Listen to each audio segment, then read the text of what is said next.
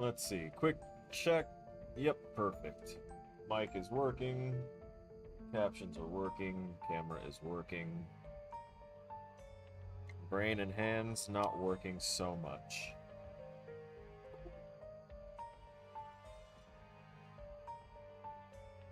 Ladies and gentlemen, today I mourn the loss of my trusty bong. I swore an oath to always maintain my arms, my equipment, and myself, and I failed in that task. Ah, my hands decided to fail me. They never received a full education on how to pick things up like a normal person, and just kind of slipped right out of my hands and crashed to the floor and shattered before my eyes. Uh, I did. I dropped with it to see if there was any way to salvage it because I used to be able to repair pieces using like fire-safe epoxy. So I would literally piece together people's like, usually they're small hand pipes, and they worked pretty well. Never had any problems. There was low to no toxicity chances. But it was way too destroyed. I'm very crestfallen. I have a new one though. It's got Spider-Man on it. Only problem is that it's supposed to have a down stem. I told the guy that I don't like pieces with down stems, and then he like took the bowl out and like put it right in and was like, look, it fits without it. I was like, oh yeah, sure. Brain didn't brain, thinking that he would still include the down stem, but he didn't. So I know why I got a random $20 discount. But now I'm gonna need to go back and get that piece. I hate down stems, they're so fragile.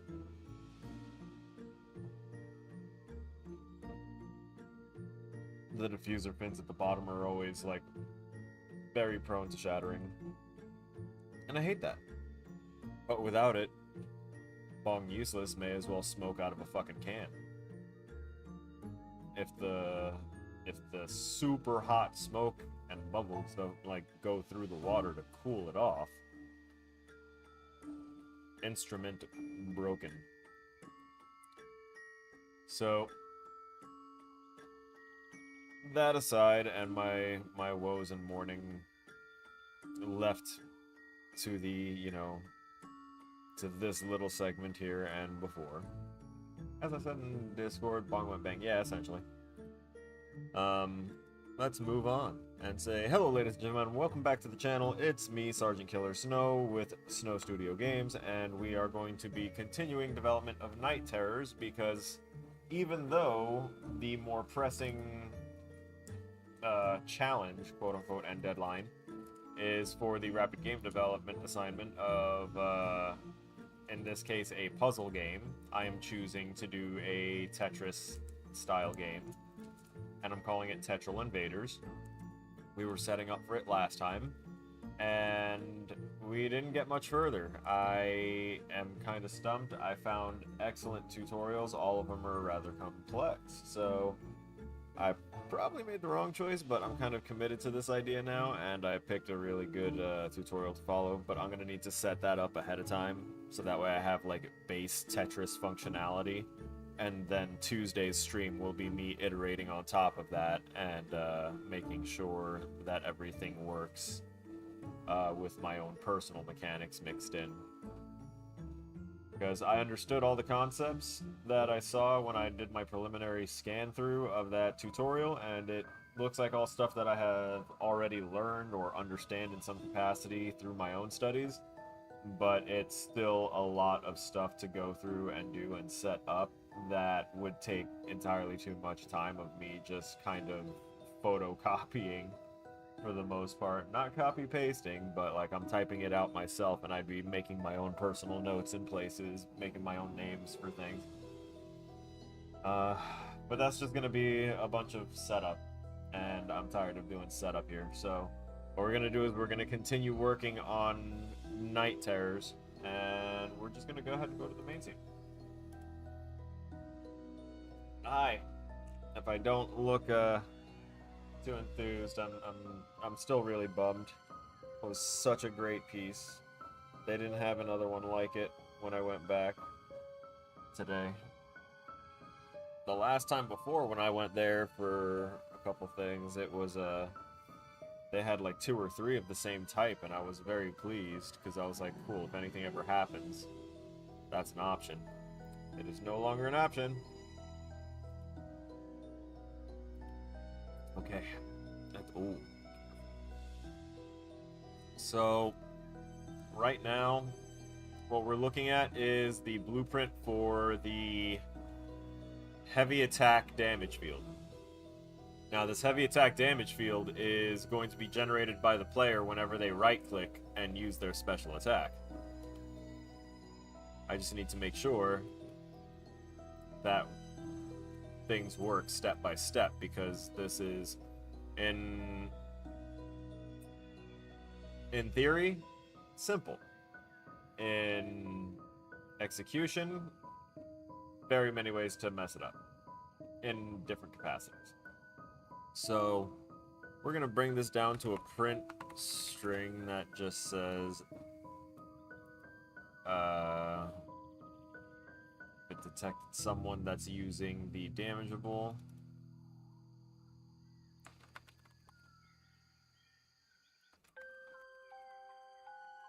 Just say damage triggered.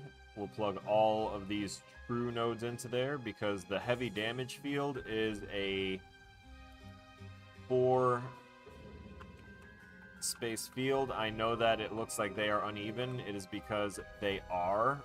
The right side, or rather the direction that the player is facing, actually has a longer distance than the area of the attack that attacks in the back.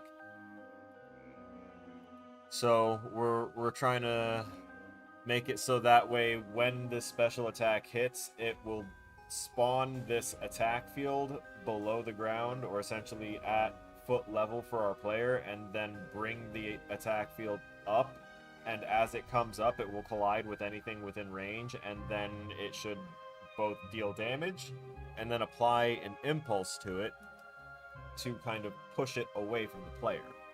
And I'm hoping that can be attained by kind of measuring the distance between the location of the player that's calling this heavy object, this heavy attack field, and whoever it's colliding with.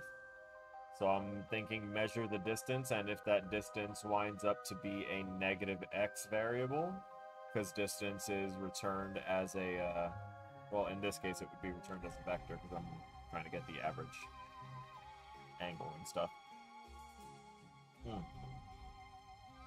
Okay. Let's go ahead and, there should be no false plug in there. I don't need a bunch of spam whenever it hits the floor, because it's going to be colliding with the floor as soon as it spawns. We just want to know if it hits anything that should be breakable. But it still needs to launch itself upward when it spawns. What was this? It'll spawn at Z... Oh, I left myself a little note. Perfect! Okay, so it'll spawn at the... I need a foot reference. Perfect. Wonderful. Where's my player? There's the foot reference. Perfect. This is crazy. Love it.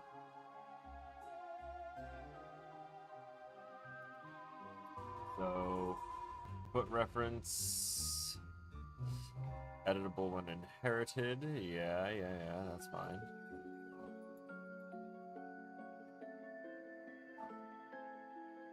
Does that mean I should be able to get a reference to? Let's see.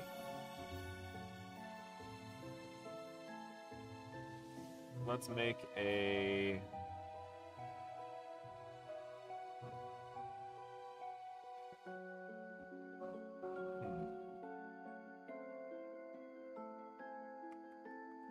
a feet reference.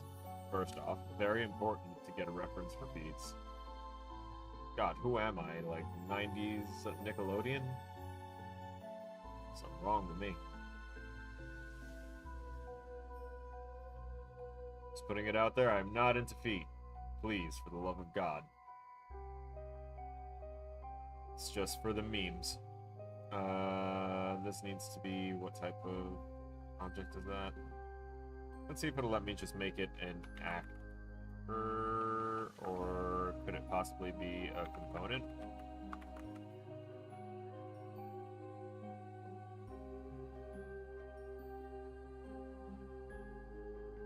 Yes. Technically. It should. Oh no. What?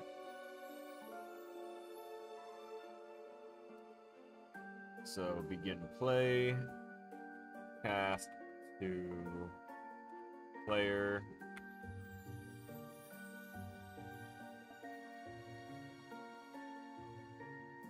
Let's go ahead and get player controller.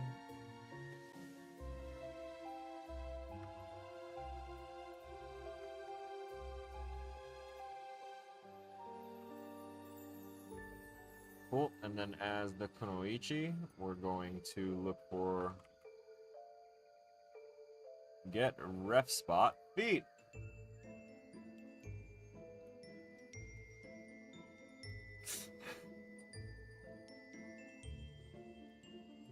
And this print string is just gonna say no feet. No feet found. Sad face. Good God, what's wrong? What is wrong? What? Kunoichi does not inherit from the player control. Oh, right.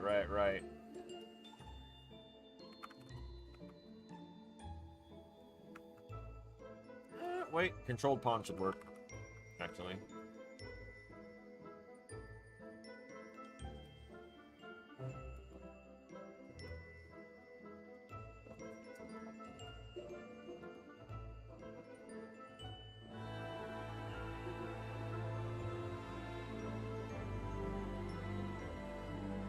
I didn't see anything that printed out no feet found.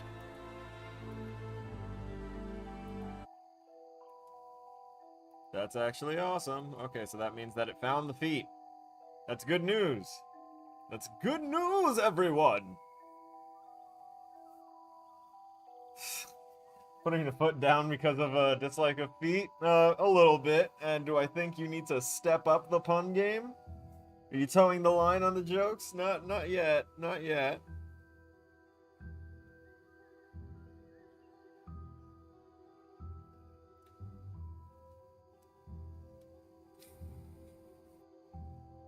You know, I'll let you know. So we get the foot reference. And we want to make sure that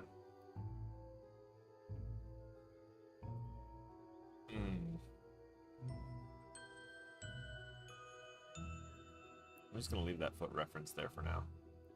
Because I think I should be managing this actually from the player. Or from the player controller.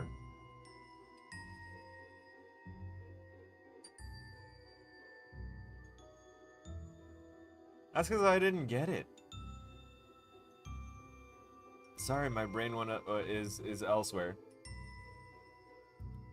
I can't commit it to a pun breakdown completely. I can get a lot of the other basic to intermediate ones.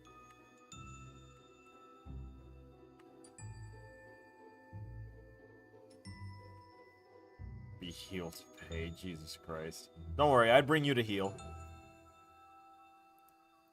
Oh, see, there's the thing. I don't understand the reference of No Sleep Till Brooklyn either.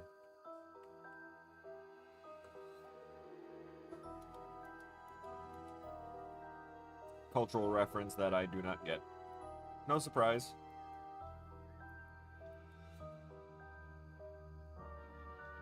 Alright, this is our undead enemy, which is actively doing exactly what we want it to. Where's my controller? That's what I've been looking for. Also, I forgot to take my next dose, and I should be getting close to calling... Nope, not yet.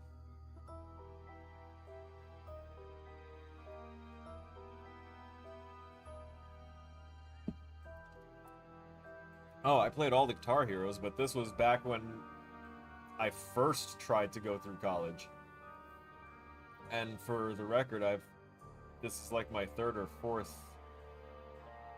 The first time I went through was like fresh face 18-year-old. That was a long time. I haven't played. There were like a handful of songs that I enjoyed from most of the Guitar Heroes when they initially came out. I mainly liked the gameplay controller style and everything because it brought something new.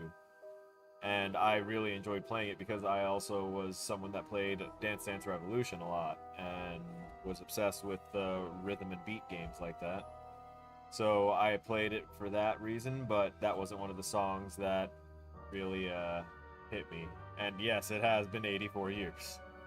When I am 84, I am 100% going to go on any social media that exists and just do the bit. For the meme, for the culture. If I live that long, that is what's going to happen. I don't die of a heart attack. Just trying to get things done on time. Controller, choose an animation. Do the roar. Yeah, he did the roar. I love you, Daddy. Weird ass kid that he was. Fantastic. Damage window. Getting there. Should be up here. Yep. And hand. Okay. So we prep the special attack.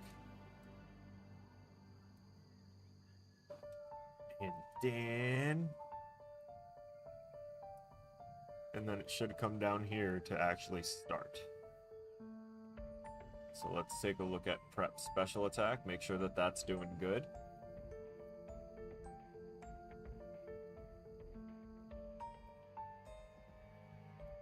Alright, so first things first, it seems to set the combo number stuff. I'm going to rearrange that a bit.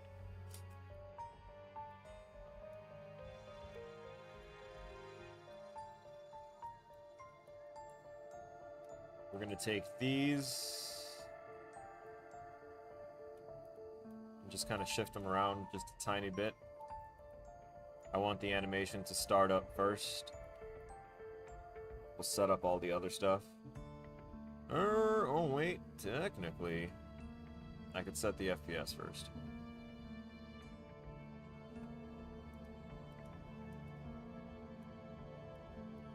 That's right. It's your turn to be on top.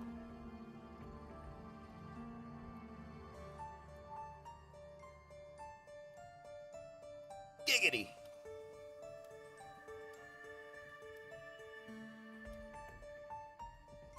Damage start frame, damage end frame. Yes, we don't include the combo frames because we're not initiating any combos here.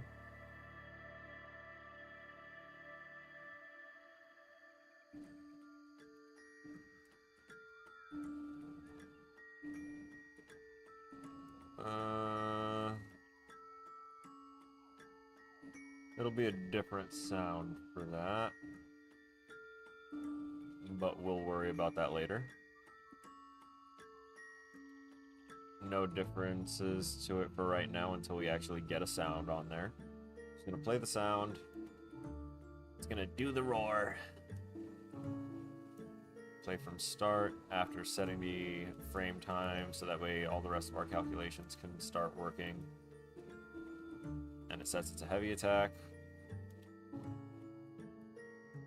So once our current type is set to heavy attack, that means that this will start routing us because it'll be player in control. So long as we are not being hit, we can start up the heavy attack. I need to put this as a...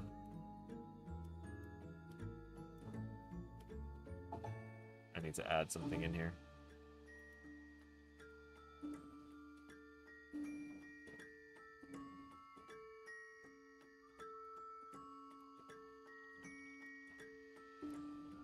I need to figure out where to put it, though. I need to find a way to tell it that, like, this doesn't matter if it's the heavy attack. Okay, I think I'll just come over here, get current attack type, and say enum equal to heavy attack. I'm gonna put it up here so that way we can bring that down to a branch, which is an if statement. Always remember, you hear me say branch, that's literally just an if statement. If this, true or false. So we're going to make a branch, checking to see if the current attack type is a heavy attack. If it is not,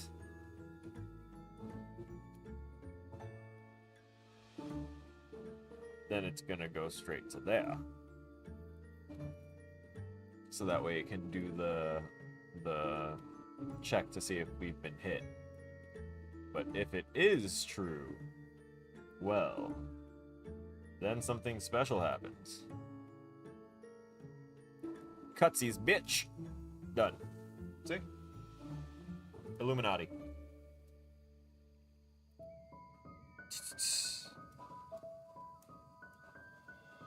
JK, no Illuminati here. It's just me being a fool.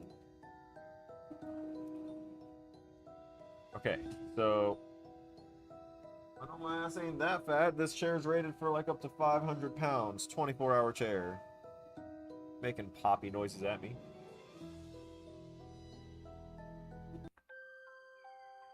That was such an abrupt musical change. Okay, so now that we've set that little thing, following the same general setup that we've got, we can kind of come down here and start putting in the logic. So if we're not attacking, then we need to go ahead and make sure that we set wind up. Set current. Current only has 2 R's, not 3. Current attack stage. And we're going to set that to wind up window.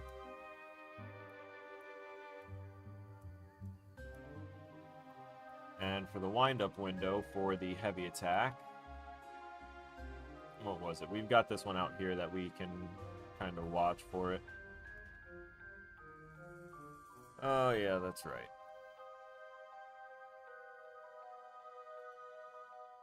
I can at least navigate to it quicker this way. So we can pause this looping animation for right now. Let's zoom in a little bit. So the wind up for this is 0, 1, and 2. See that? 0, 1, and 2. Yeah! Yeah! Oh man, that's gonna be way too entertaining for me later. Alright, so 0, 1, and 2 are gonna be the wind up frames. Foolish.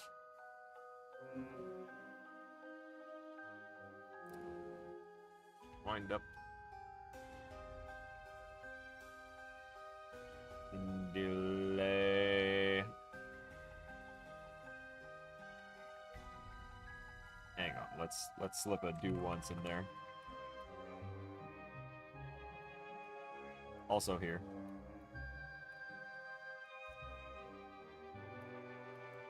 You're gonna see me doing a lot of the whole do once thing.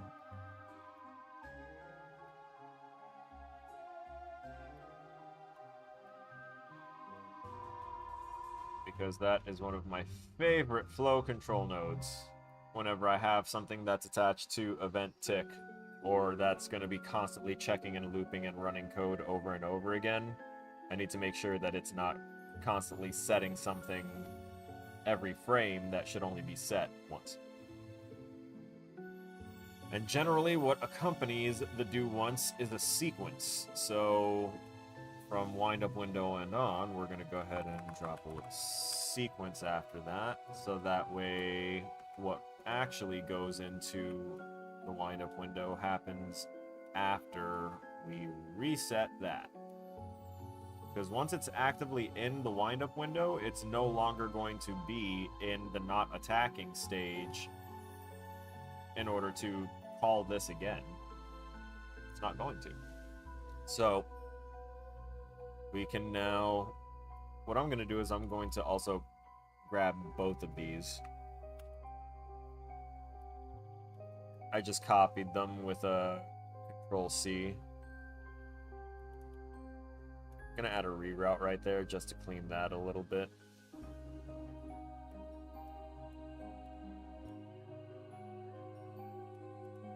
So we're going to delay, we're not 0.2, we're going to go ahead and grab our frame time. And we're going to multiply that by, let's see, it was 0, 1, 2, right?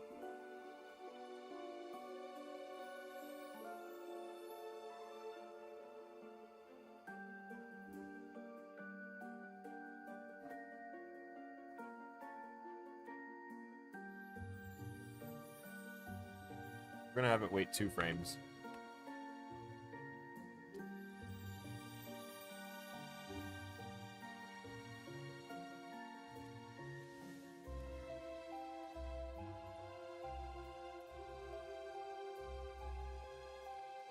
And then I'm going to have it enter that damage window. Set current attack stage. Damage window. And the damage window is where everything generally goes ballistic. Because like if you look here, the conclude attack just kind of sets things to not attacking. Chaining is a whole other situation. The wind up window is only used to set up the damage window after waiting the amount of time for the wind up window, and then the damage window is what branches down and goes into crazy hullabaloo that goes and stretches across the page. So, crazy hullabaloo. Don't worry, I'll teach myself what I'm gonna teach myself over the winter, because I'm not gonna be taking classes over the winter. And I'm not gonna be traveling over the winter this time either. I'm going to be focusing on my own self-education here, because there's several features and systems that I need to teach myself that I have been procrastinating too much on, and I'm getting too close to graduating and having to do this to sustain myself. So I need to know those features, and those features are the gameplay system that's already like built in, the gameplay tag system that's already built into Unreal. And for those that don't know what that is, it's basically an already like built-in system that you can tie in abilities and a bunch of other things to, and then just have it in a nice pre-made structure. Unfortunately, that also needs a bit of C++ knowledge, which is why I'm taking a class this semester for that. And that should hopefully at least break the ice for me and try and get me through the door into understanding C++ enough to continue self-education. Because I need to know that system. I also need to know how to use the event dispatchers and stuff down here.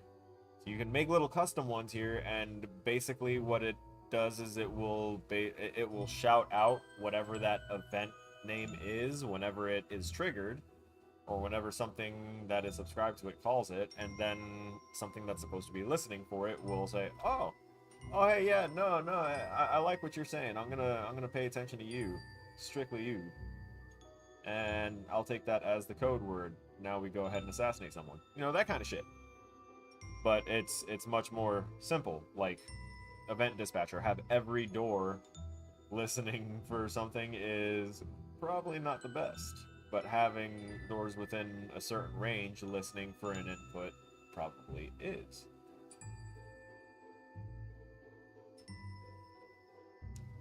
Is player in room? Yes.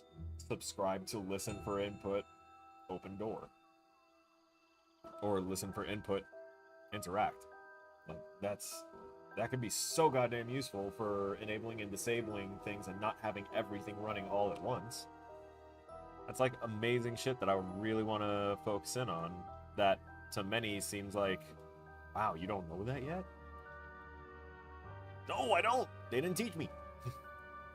They can't get into like all the aspects of the engine. They kind of expect people to do it on their own, but they also expect people to not be completely and utterly ravaged by neurodivergent issues. Paste. Cool, it remembered. Damage window. We're going to go into that do once, and we're going to do the same thing over here, where we plug that into the reset, because once we're in the damage window, we're not in the wind-up window. It's not going to keep calling stuff there. What would happen if we didn't do this? Well, once it knows that it's not attacking and it's in the wind-up window, then it's going to hit delay and wait 2 frames and then set the damage window, and then very next frame it's going to come back into this, check, see that we're still in the wind-up window, hit a delay, make sure that we wait those 2 frames of delay, and then try and set the... It might just keep on hitting this delay, is the point. I don't want to mess with it just because it's not a retriggerable delay, because that is a node that exists. Retriggerable delay, there it is, flow control. Flow control is a wonderful thing. It's becoming one of my favorite tabs on the Unreal Hub. Some people get it, and I appreciate them. So we have the chain window, the conclude, and that. We don't have to worry about those because we're going to kind of resolve all that at the end of our damage field. So first thing we want to do, same check that this is doing. We want to check if we're grounded or not.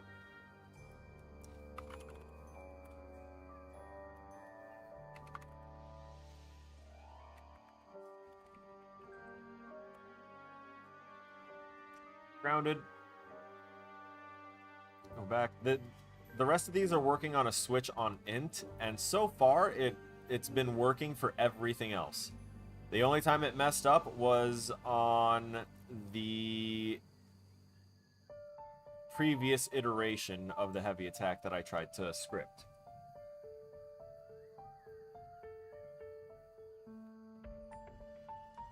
And I'm not sure exactly how I can, you know, make it better. Because currently it's this entire function here is being called for event stage window manager, and that is called every frame because it's an on event tick. So every frame it's going through and running this math. And for all the other parts of my attack, it works flawlessly. When I tried to do it for the special attack, it skipped so many frames. It skipped so many. Like, it just never registered that it hit those frames. So we're going to see what we can do here. Now that we've made a specialized class for this.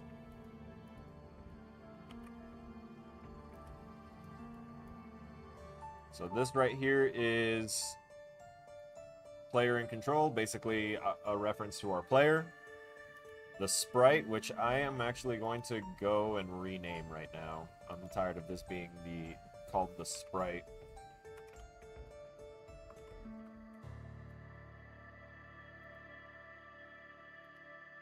Please have changed it everywhere. Wonderful. There we go. So player flipbook and then get playback position in frames. So we're going to get that playback position and we're going to do a switch. And that becomes a switch on int. And now we're going to need to, let's see, grounded is true is when this is going to execute. If it's false, then this needs to go to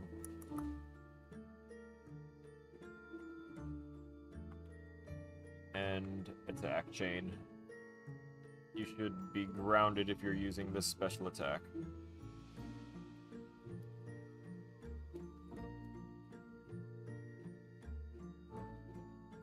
Shouldn't even be over here, but things happen. Such as me not checking for that at any point. At least in those. That's why the grounded check there. That's right, because that's the aerial attack. I didn't bother to check for it anywhere else. Huh. Probably should. Actually, that's almost like a definitely should.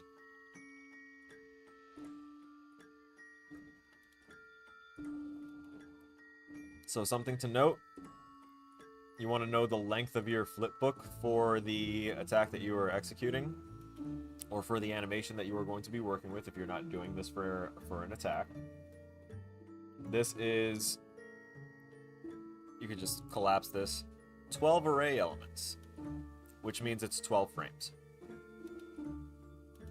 That is the full length of frames that you have to work with, because it always counts 0, so we can add pins up to 11, but realistically we only need to add pins up to the amount for the start frame and end frame of damage for the most part. So it's gonna start at 2.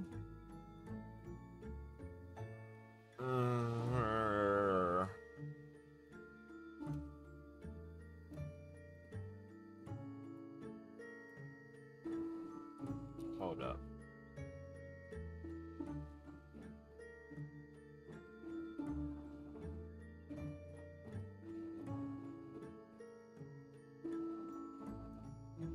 I'm trying to think on something here.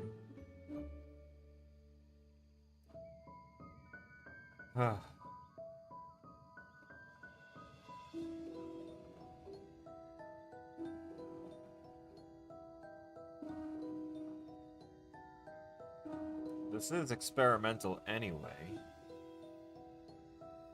So let me see what I want to explore what my brain is trying to damage me with. Because believe it or not, my brain is actively dealing psychic damage to me right this second.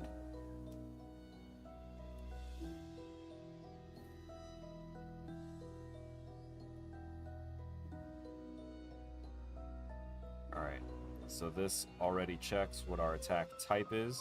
It checks if we're being hit. It checks if we're already in the heavy attack phase. Then it goes down and it checks for our current attack stage. What if I have it instead?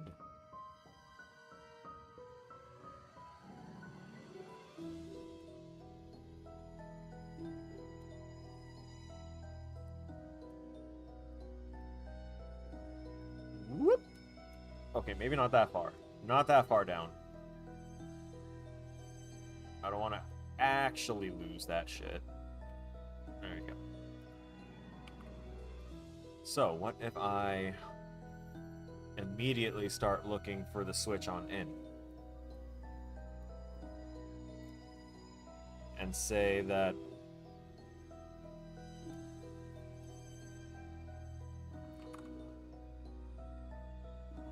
do once, branch,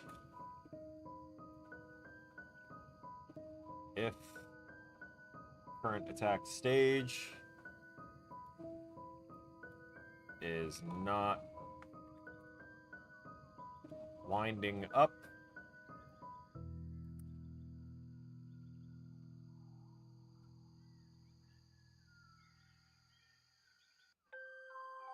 then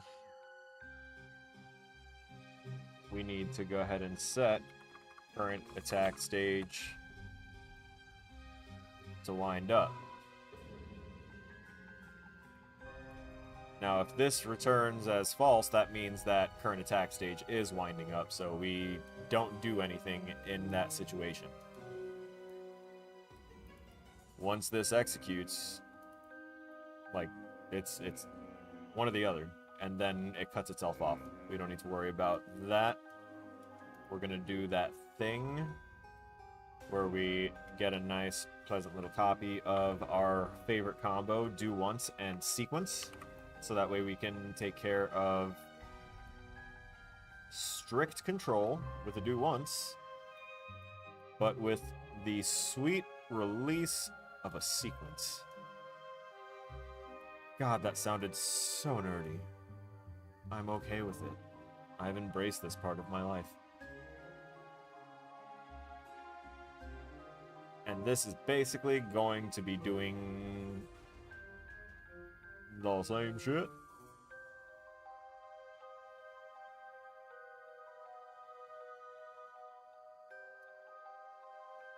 Honestly, it is. So that'll feed into the do once as well. So both 0 and 1 for the frame will look there, and that will kind of feed into that do once even better. Because if it skips frame 0, it can at least go to frame 1 and still hit that. And then on frame 2, which is the start window for our damage window anyway,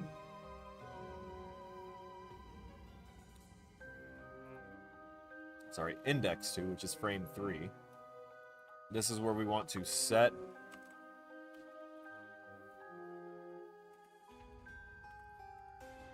current attack stage to damage window.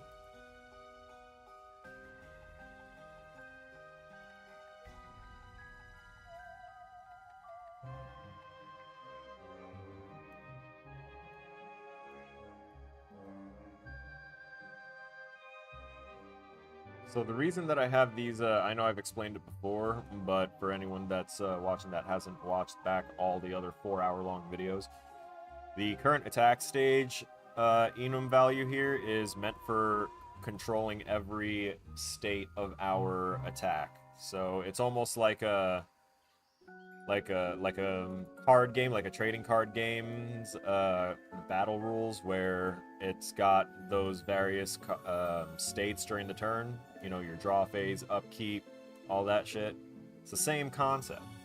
The wind-up window is just the time it takes to get up to the point where the attack should be dealing damage. And you can do things such as set a value, a variable that says interruptible.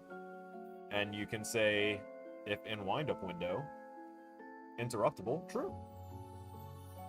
If in damage window, interruptible, false. If in chain window, interruptible, true. In conclude, interruptible, true. Basically, you can, you know, control exactly where you want your character to be interruptible in the states of their attacks, and all this other stuff. As long as you're willing to really buckle down and control it like that.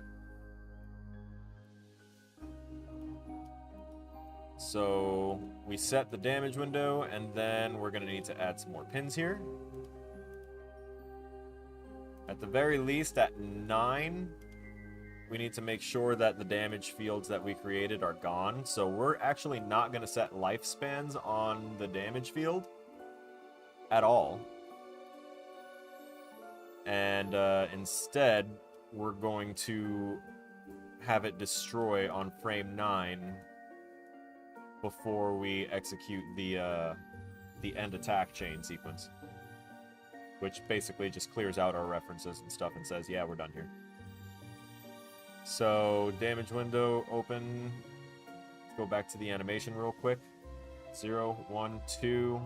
That is basically when it's telling it, hey, damage window is open now. So we'll go down to frame 3, and that's where we're going to drop our initial burst of damage.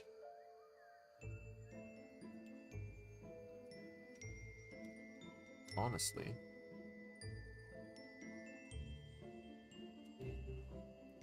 just thought of something. Let's see. frame 3, I want to do a quick test here. Spawn actor from class. We're going to do the whole shebang bang for this. Without that. Thank you. Get rid. Okay.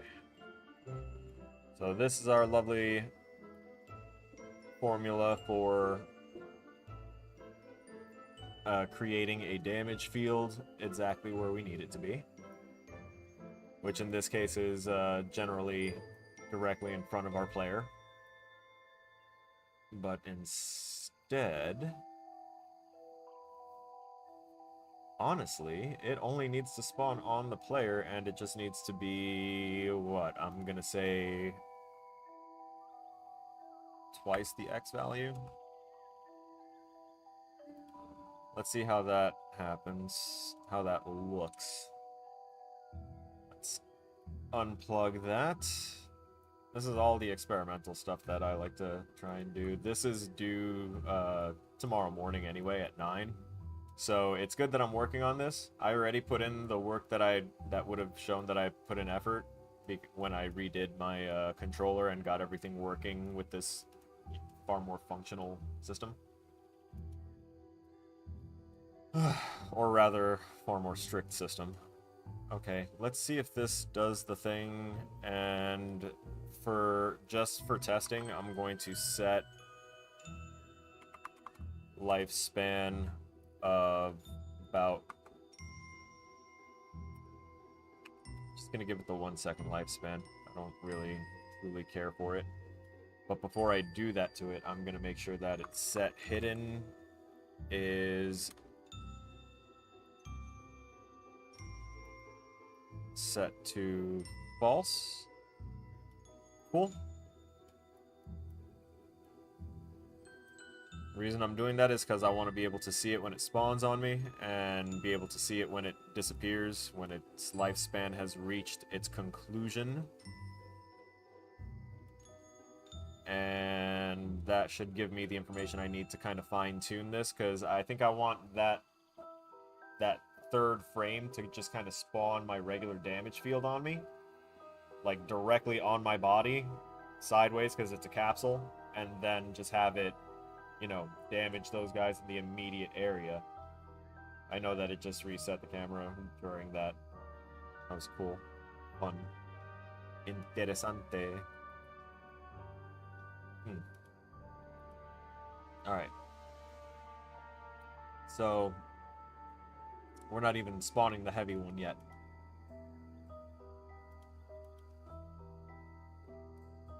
And that's just a reference, technically, so let's see what's going to happen now that we're over here.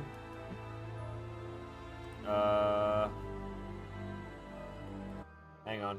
One more thing before I even try and do the right click is I'm going to make sure that all the rest of these lead to an end attack chain.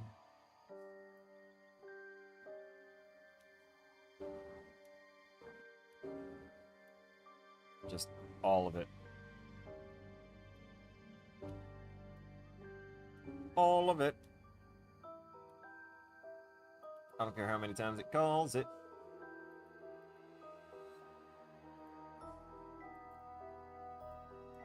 Let's see.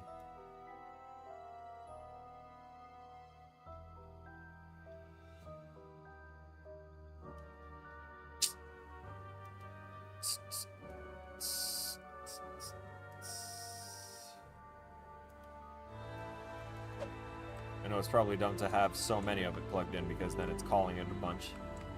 Man, that looks cool. Oh man, I blocked myself. I blocked my own camera. I need to change that about my sprites, but it lets me get a close-up look at my character. Why did they give her physics? It's okay. Okay, so it's fine that it cuts off the animation there because I can plainly see the capsule that I want to see. And I can see where the animation kind of starts anyway if I'm... God damn it, I can't even line myself up perfectly with her. But I see where it's starting for myself. And now I just need to make sure that... Let's make this a little excessive so that way I can actually tell where this thing is. So instead of 2, we're going to set the X value to 20 and see what the hell that transform looks like.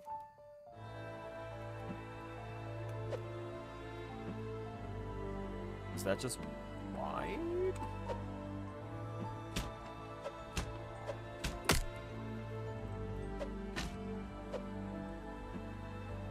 I don't think it's that wide, though. Yeah, it's not.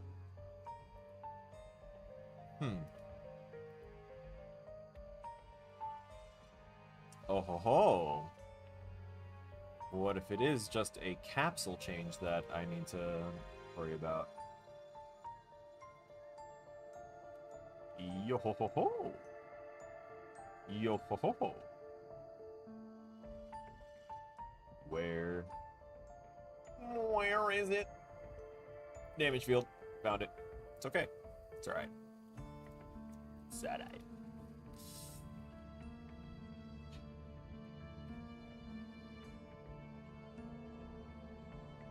You know what? Do you want to see the new bong?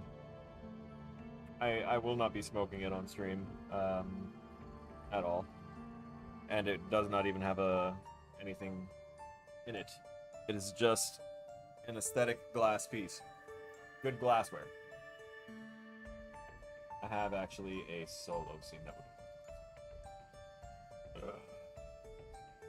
No, wrong way. Okay. It's gonna fade away because of the reflections of green happening, but you can see the spider webbing on it, and there's actually Spider Homeboy right there, and also you can see him a lot better down here.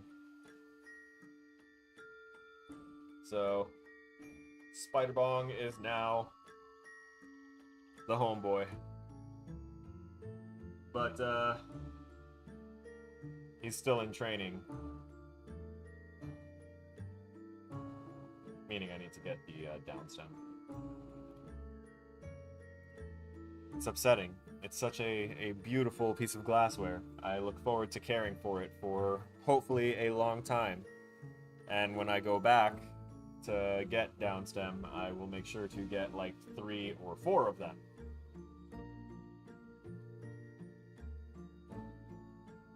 Because the reduced sensation in my hands is real, and whenever I try and clean them, they are just so fragile. Always fragile. My ex-wife actually semi-mocked me when I'd go through so much paper towel, and then she'd get upset and say that I was being wasteful because, like, whenever I try and dry things with paper towel, the paper towel would be shredded very quickly. And she keeps telling me that I don't need to use, or she kept telling me that I didn't need to use so much force. And I told her I don't feel like I'm using any force at all. All I know is I'm hitting the snag of the, like, hard caked on thing here that should have been cleaned a long time ago. And trying to get that up, it's shredding the thing. But it doesn't matter what, I always wind up shredding it. Whether there's anything abrasive underneath it or not, I just do indeed apply too much force without even knowing. And I wish I could blame that being what happened to our former comrade in arms, Chief Lao Ji. But no. It was just my hands not remembering how to be hands. So this damage field, this capsule right here, we're going to go ahead and rename this to damage capsule. We're not going to change the name of default scene root because we can't, and I'm not going to attach anything to default scene root. I don't want to. Any changes I need to make, I can just make to the capsule component. So instead of doing a spawn transform scale change for that, We can keep all that at 1, but then I can, same way I set this hidden in game, I can also, I think I can actually unplug from the rest. Maybe let it do its thing after 7, 8, and 9, or 8 and 9. Let it try and end the attack chain.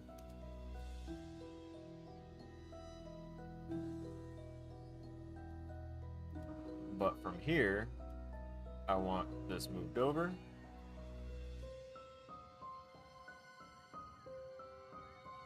And we're going to use this damage capsule.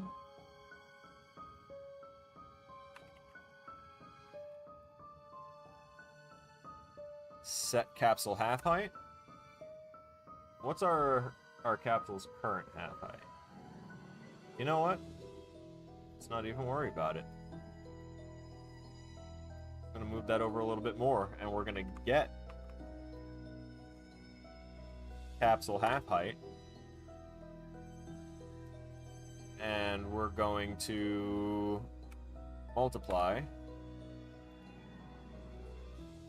Let's say we're going to multiply that by... No, let's just multiply it by 2. It's not that crazy. 2.5. Let's get a little crazy. And then we're going to plug that in right there. We want to make sure that update overlaps is a thing there. And now we want to make sure that this plugs in correctly, so that way it actually does that. Alright, so at this moment in time, it's going to spawn a regular damage field. It's going to make it taller. And then it's going to unhide it so I can see it. And then it'll make it end its lifespan after a second. So that way we don't have to bear its hideousness. Plus, it doesn't need to be there that long. It literally only needs to flash up for a frame, see if anyone's there to deal some initial damage, and make them enter a hit animation before the rest of the attack comes and hits them and bounces them away.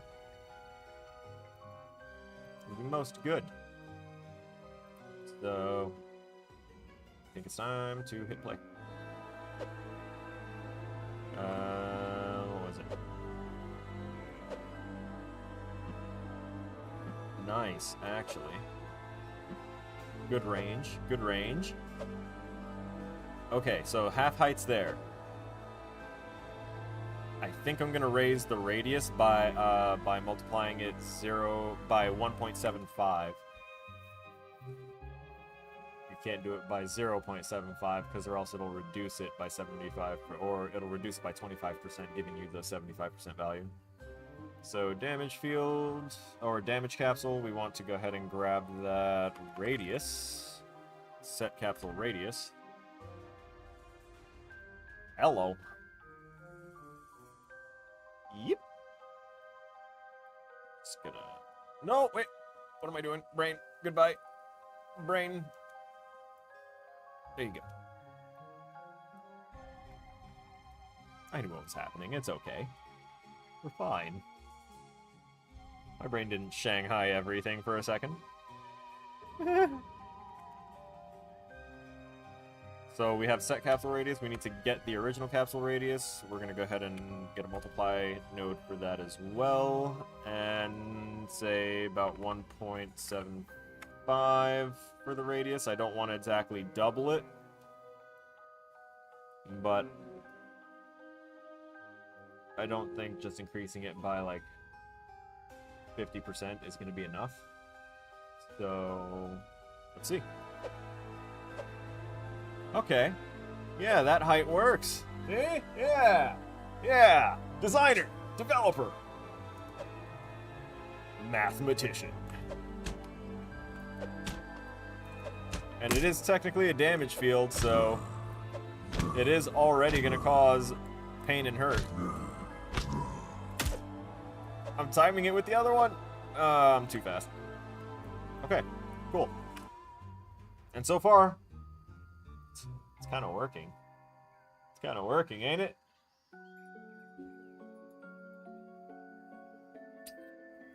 Just saying. I can still rework this system and make it more precise and functional, and I know what I would do to kind of execute on that. But I'm not going to. Because as it is, I already want to get things commented in here properly and better than they currently are. Wait a minute. Is that my air attack? Wind up window. Wind up. Oh no, wait. This is my. Okay. Okay. So. Woo! Woo! I was like, wait a second. My air attack doesn't have a reset plugged in? How? No, this is what we were just messing with. That's why. I saw this and got confused, so I can delete that because now this is spawning in the right spot. It's the right size. It's lasting a little long. So we're going to kind of just have that there for right now. Now that we know that it is there.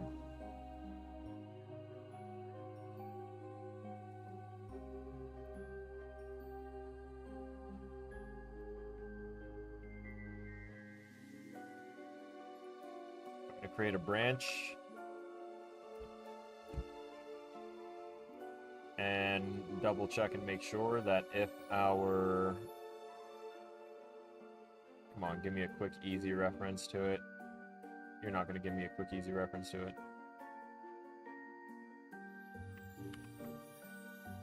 Go. If the current attack stage is equal enum, then not attacking, or this is enum equal to conclude attack,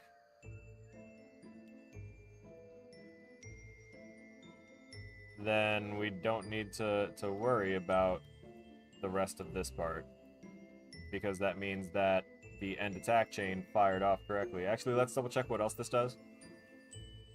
Because it does set the attack stage. We should double check and make sure that the attack type is switched off.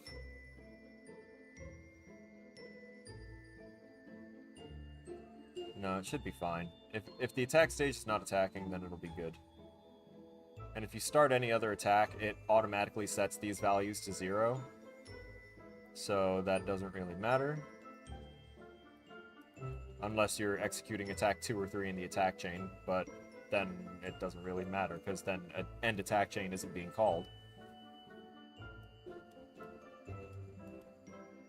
And so long as we're on the ground, it'll give us this. If we're not on the ground, then the rest of our script will take hold and make us continue falling. All that is fine. Okay. So in theory, those are the only two things I need to have on there.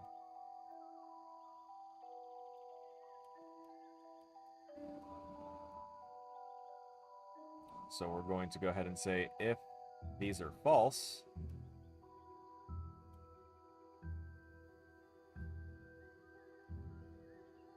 then it'll do the end attack chain again. And I'm also going to plug 11 into there. Because 9 is the end of the damage window here. Yeah, 9 is the end. So from this point on, it doesn't really matter, since the last 2 frames are just the first frames of the idle stance. So we end at 9. 9 is the final one. If at 9, hit that conclude end attack, do all the things to stop being an offensive, attacking monstrosity.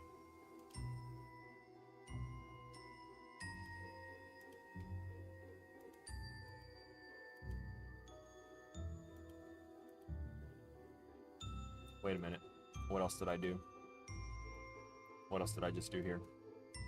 That's right. I got rid of the thingamabobber. You know which one. So we're gonna go ahead and do destroy actor before doing the end attack chain. and do that. And over here, we're also going to, on both the true and the false, we're just going to do a quick is valid check on this. Because if it's valid, then we're going to make sure that we just plug that into the destroy actor. And if it's not valid,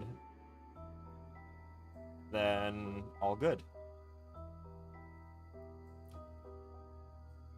No need to print out all good. We'll see it physically because we're still setting it to visible. Okay, let's check. That stays there a bit because it's staying till...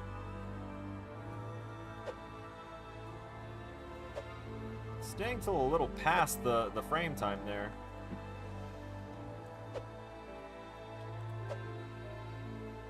What'd you say? Yeah, because I can start moving again by the time that's gone.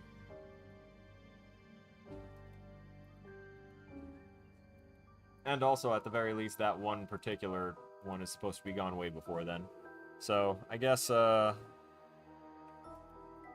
just get rid of these here. Or at least that one. We'll unplug this from 9.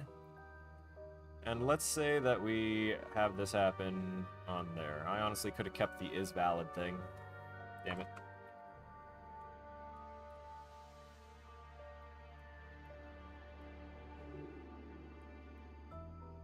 Is valid if true, destroy.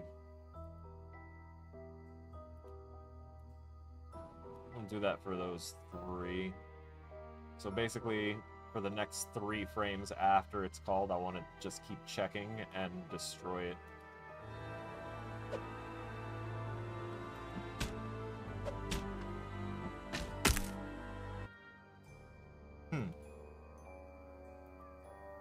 I feel like my brain is derping, and... oh, yeah, because it's plugging into the end attack chain. Duh. Duh. Silly, silly me. Silly, silly dude. Yeah, no, that's staying the whole time. Uh-oh. Return value 4, but Night Terror is not valid or kill pending garbage. And this was... there, right? Yeah, because, of course. Because we didn't hit a do once!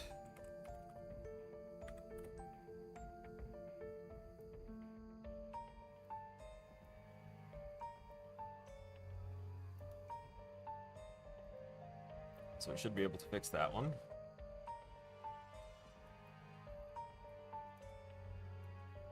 And double checking to make sure that our damage field doesn't have it. God damn it, it has a lifespan.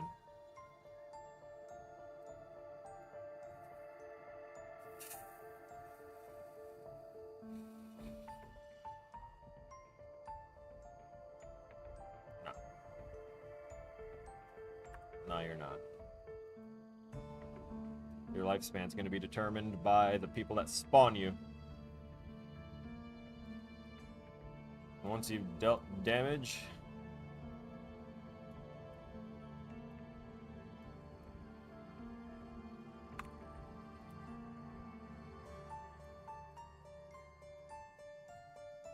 branch. Oh my god, I already have a branch. Lifespan.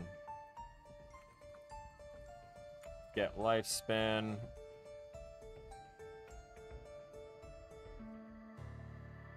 If it's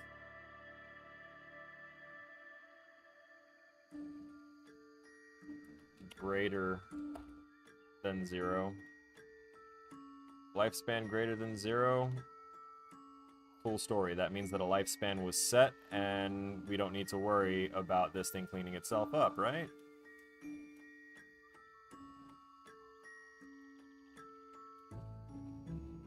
If it doesn't have a lifespan that is greater than 0, then this thing should destroy itself.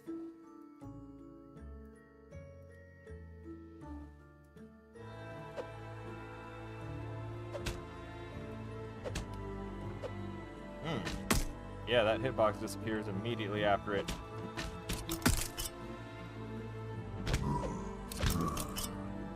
Kinda interesting. That's still... Now it stays forever. Keep saying that it's not valid.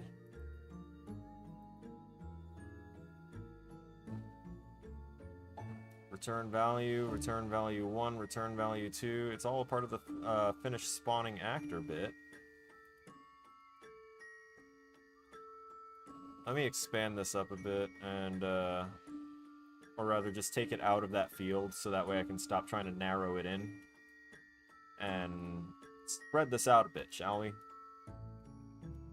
These are the simplest executable commands that it does. Just setting the stages there. Next here should be the third set.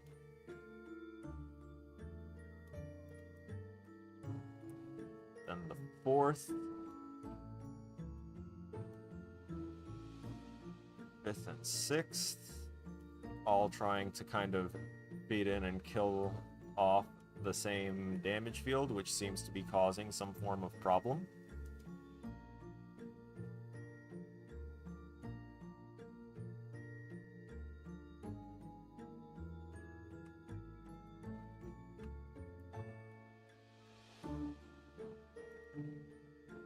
How about that? Let's grab the rest of these as well, scoot them down. Give this space, because that's the end attack chain window.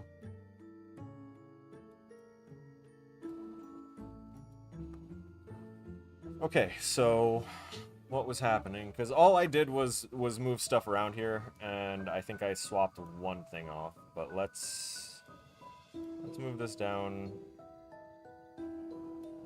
Let's space this out. Okay, so we have target damage capsule. It plugs into every blue port on this side here, so I'm gonna disconnect that and we're going to give this a reroute node. Basically for each spot that it needs along this path getting here to the end. So what this does is I can double click there. You see how it scoots the line up a little bit? Unless you've got the electronic nodes plugin, by the way, you're not going to see that happen because your lines are going to be complete spaghetti. But we can go ahead and do that. Let me space this a little bit more. Respect its personal space. Rule number 3, respect my personal space. Rule number 4, stay out of my personal space. Rule number 6, that's my space. Oh god, my space. What have I done to myself? I just immediately had like a Jimmy Neutron brain blast of doing HTML so that way my my MySpace page had a really cool fiery background and some disturbed music playing whenever people entered the page. Good god. We did Tom so dirty. But at the same time, he made out like a bandit and was the originator of the most dreadful time killer of like all history.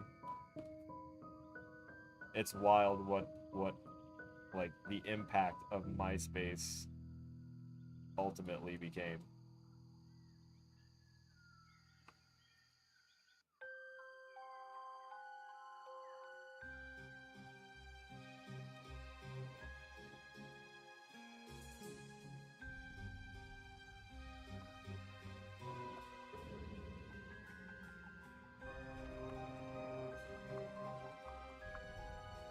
We're gonna print that string. If that string doesn't print and it's giving me errors and stuff, then something else is going on and it's not even like hitting this area.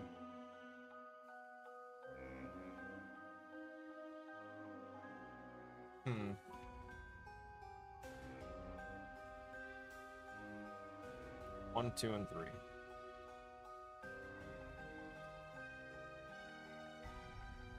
There's 1. No. There's 1. There's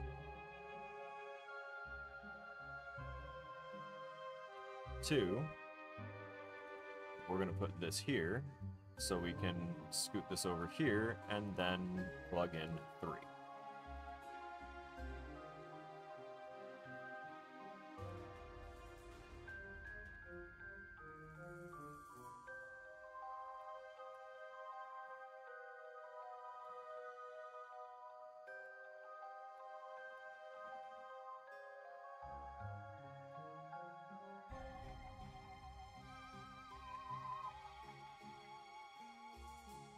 Love the synth work in the soundtrack right now.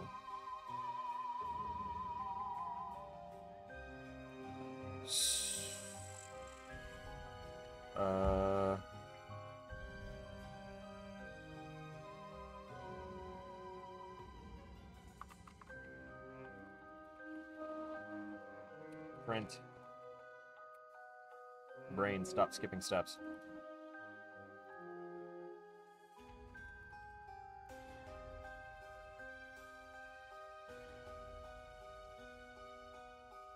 Okay.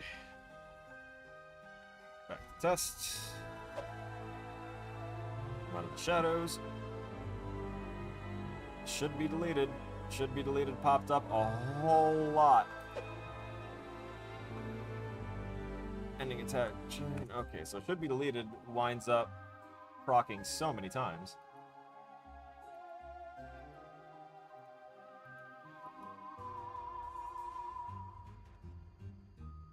But it never did get deleted, did it?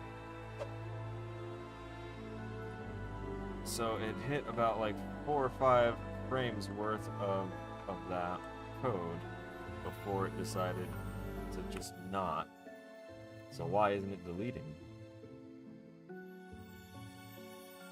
Oh, is it because there's a goddamn destroy here already?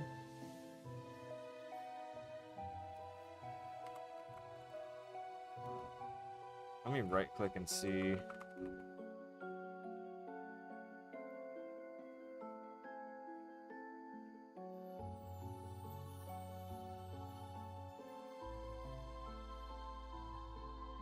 Yeah.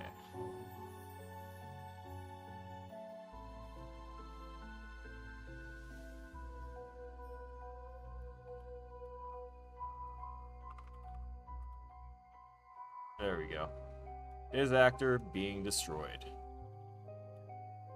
If they have a lifespan, then it's already going to be taken care of. If they don't have a lifespan, then it's going to live forever, as we have seen. Unless we go ahead and check for its destroy, which we were kind of just explicitly calling, which is why it was having trouble understanding what the hell to do when it was on the other side. Because when it deals damage, it knows delete itself. But because there's that destroy kind of pending for whenever it would deal damage, it's just kind of...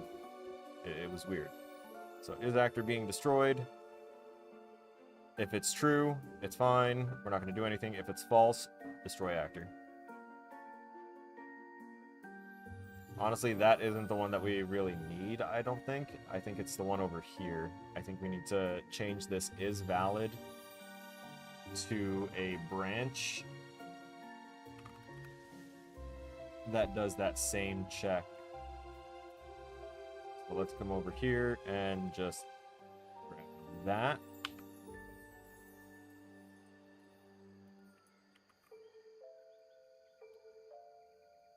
And we'll just grab this and plug it in there. Awesome. I like that it went over the top. Alright, so if actor is already yes, okay, cool, being destroyed, we can skip that, jump there. Actually, it doesn't matter. That reset's still going to take care of that.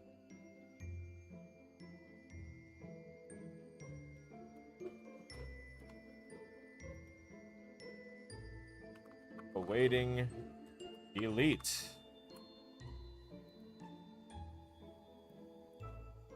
Print string, say No delete call detected.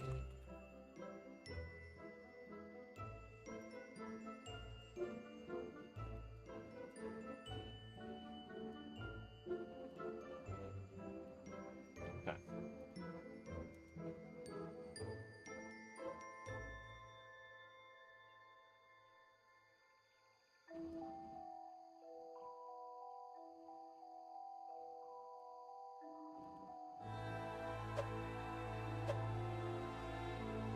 No delete call detected. That's a problem. Oh, now I can't move. Nice. See, this is weird. Attempted to access Night Terror's damage field via property call function. Finish spawning act or return value 4. Are you trying to return value 4? It's not valid. It's pending kill or garbage. Is that... Was that because of this? I feel like it was, like, calling these.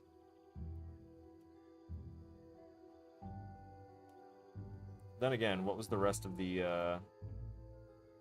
I got rid of it, didn't I? Let's just trigger it again.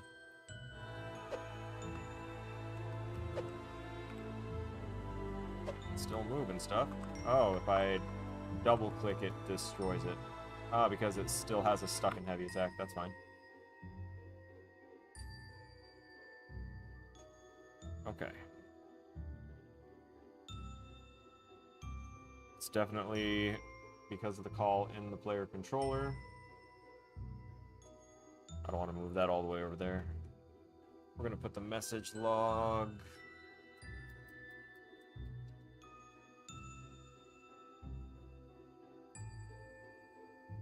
Down?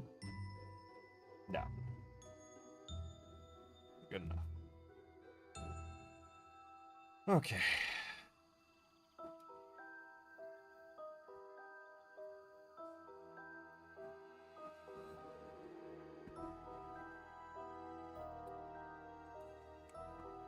We haven't even gotten to the part where we spawn the good, like, new heavy attack ones. We're just dealing with basic code BS.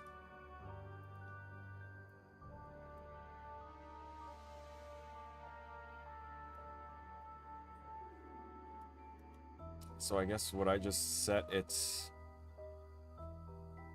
I think I'm just going to set its lifespan.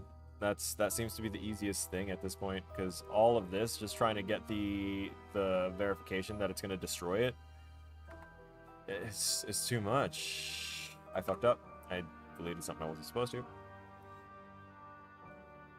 Make sure that we get those reroute nodes. And let's move this up here with everything else. And from right here, we're going to say set lifespan. And this is going to be equal to frame rate or frame time multiplied by, give it 2 frames.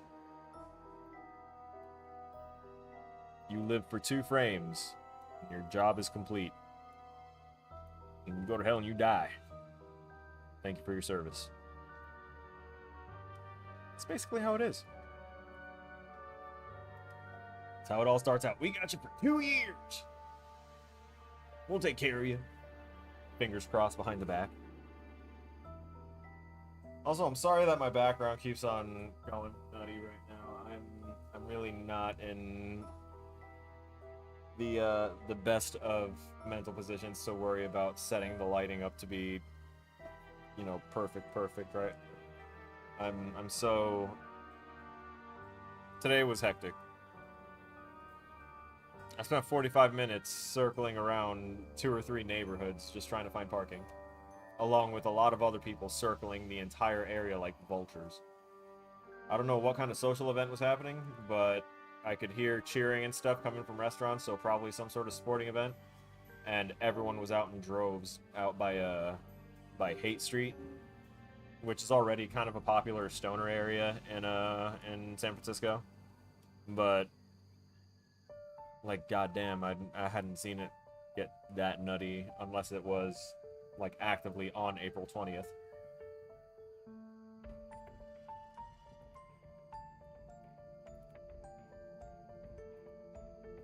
Let's check and make sure about this. Oh, is it because again, it was because I still had this on there. I'm betting. I could probably go back to the other shit and it'll work if I just keep that off.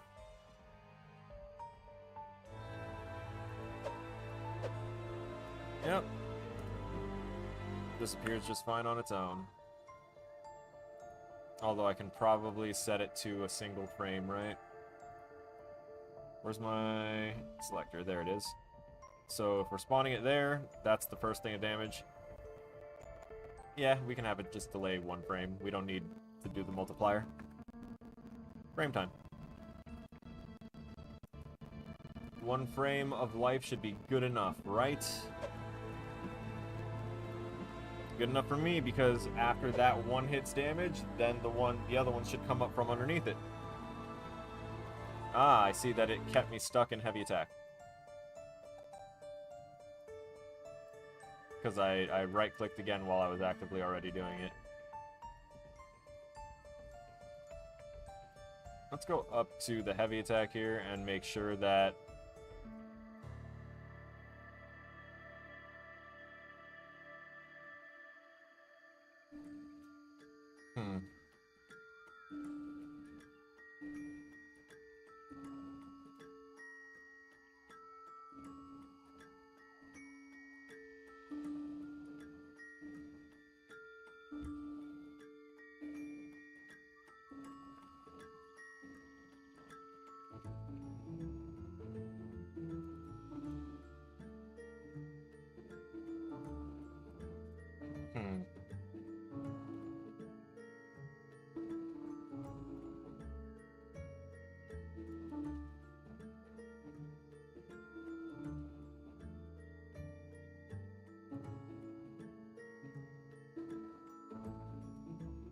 Damn it.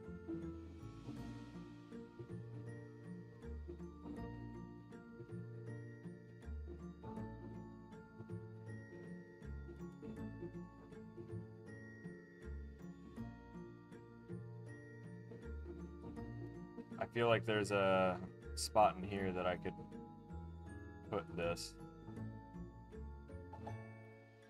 But let me go back to the code over here because something not right. I think one of the first things this should actually check for is if we're already doing the attack.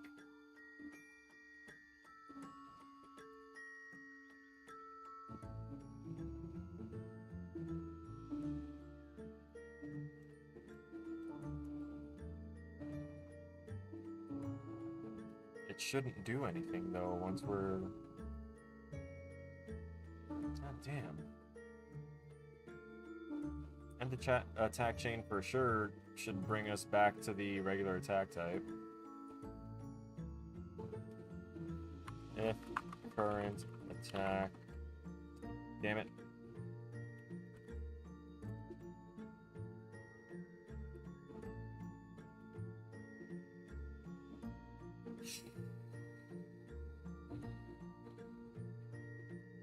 If current attack type is not equal to not attacking, then we just kind of copy this.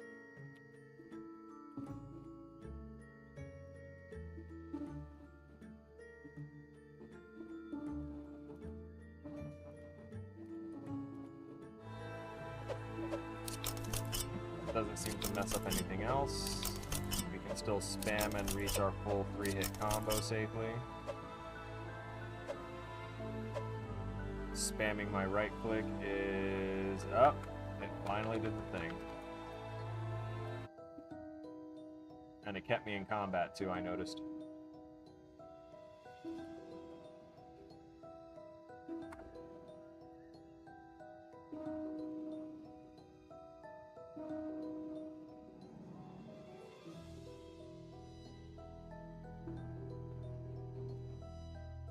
Interesting.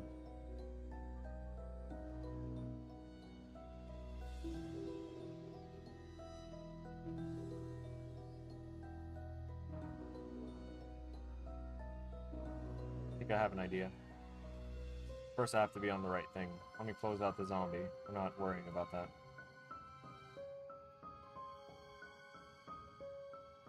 So...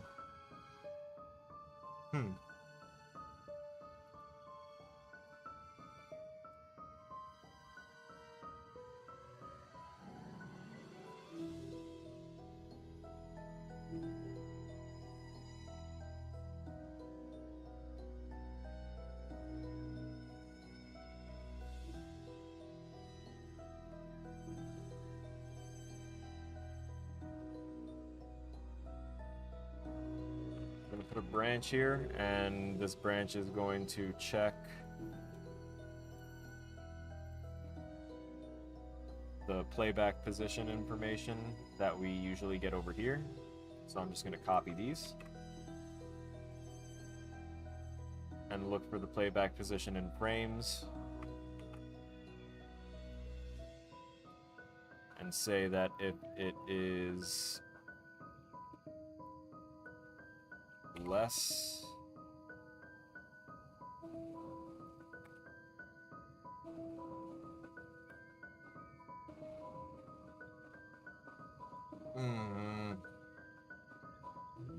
yeah, it's equal to the 11th or 12th index. I'll make sure to do an OR here so that way I can check for both.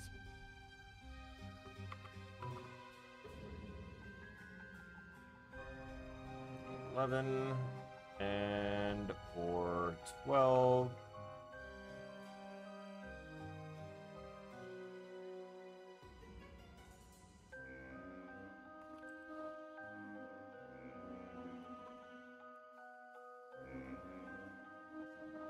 Set that to end attack chain. Because if we're already in the attack and our playback position in frames of the thing.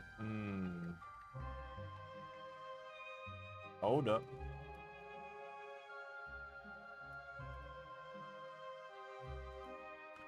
We're gonna get an and. I'm going to plug this OR into the bottom part of that. The top part's going to get the paper flip book and check if it is equal to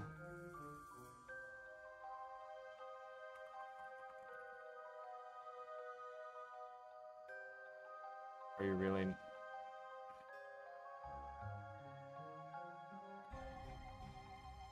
there's roll, run, throw, transform. Gotta be up around where it's those. Where's the greens? There they are. Attack SP. There we go. If that player flip book is equal to attack special, which is our heavy attack essentially. That's the name of the flip book for it, is attack SP for attack special. And then we're going to take these, drag them out.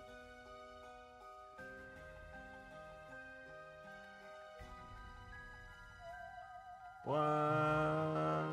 Is it because the player flip book, for some reason, unplugged itself? That's crazy. Crazy talk. Okay, so it's plugged in now.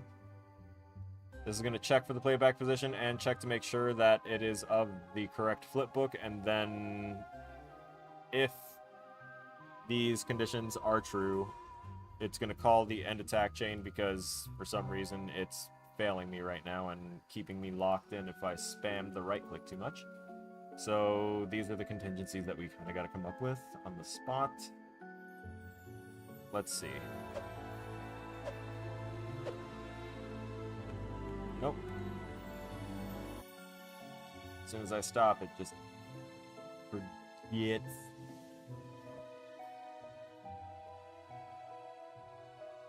And I'm not understanding why is my biggest, like, beef with this.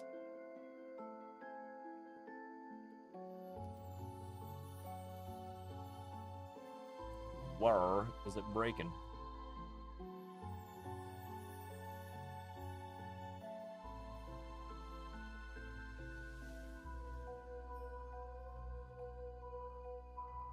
delete this too, because we're doing the special attack a whole different way.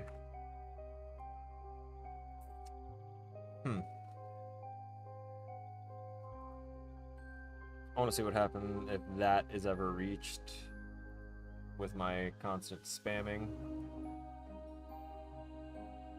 And also, I figured this is being reached at least once or twice.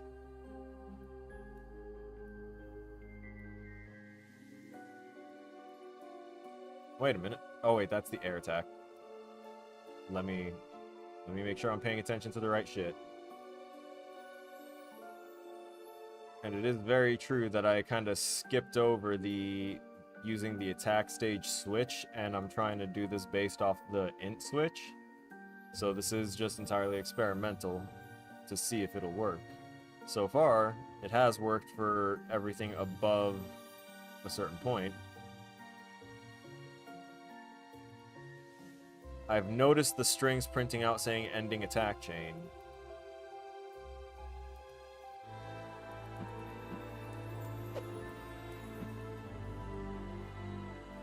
Yeah, see, it seems to work alright. Right there.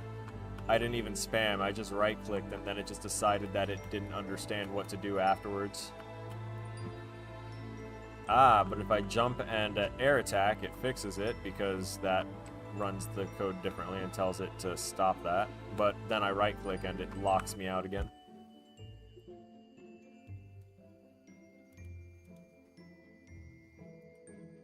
I noticed that it wasn't reaching this breakpoint. Oh, wait a second. I don't think I ever set it to... Damn it.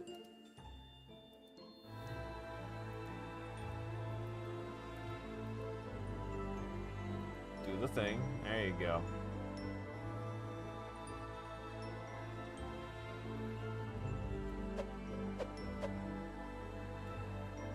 I should remove this one real quick.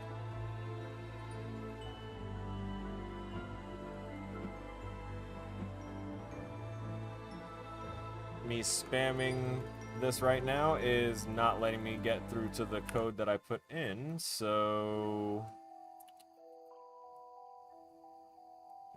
Yes.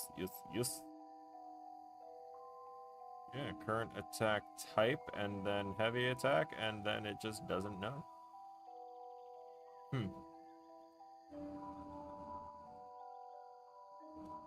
So, uh-oh. Oh, because I'm on a whole different window. I was like, my mouse disappeared. Is this frozen? Let's get rid of this. Let's get rid of this and this.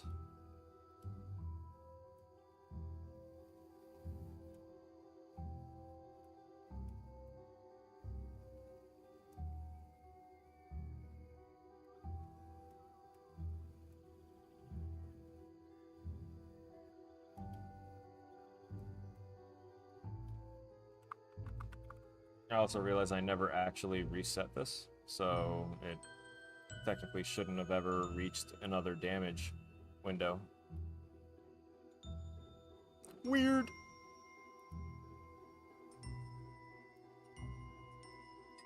So we have that sequence in there now that'll help take care of that. Maybe that was the issue. Maybe because it couldn't proceed any further. Maybe. Oh. Let's see. Ending attack chain was printed, things are okay.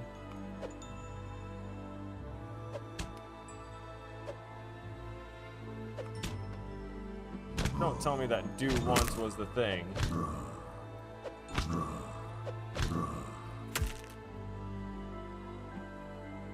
I think that was it. I think that was it.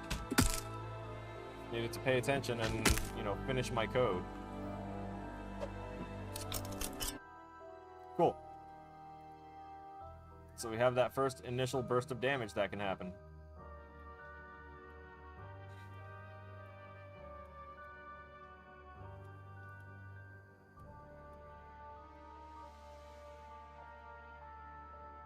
And now we can go on to actually, at the end of this chain of stuff here, Actually, not even at the end of it. We're going to add it onto that sequence that I created. Because technically this is also the frame that we want to spawn the heavy damage field. Spawn actor from class. So we're going to type heavy real quick because I'm pretty sure there's only one. Yep, heavy attack field. Everything else should be normal. Let's split the struct for the spawn transform.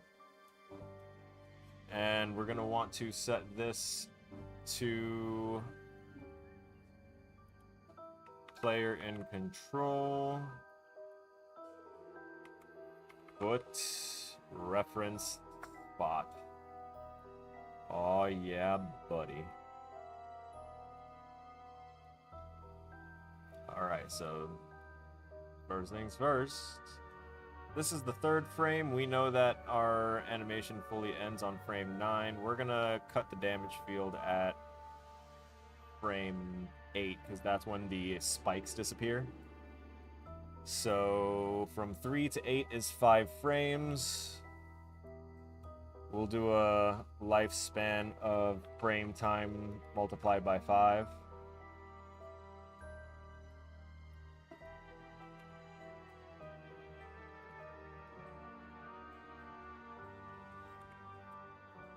That multiplied by 5, plug that into the lifespan value.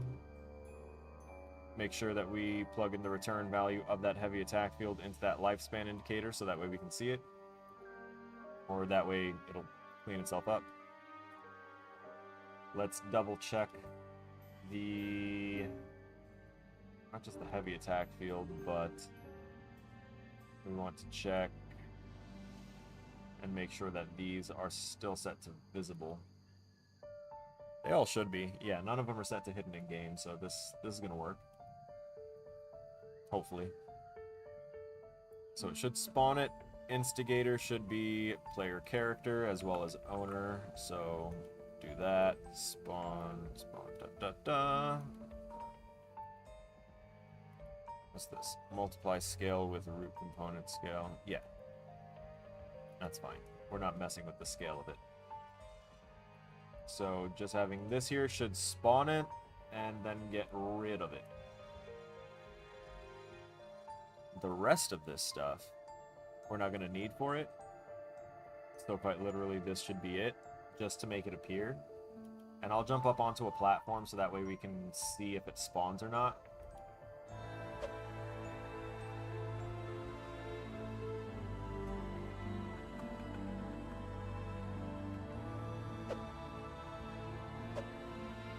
Oh no, I'm not seeing it. That's no good.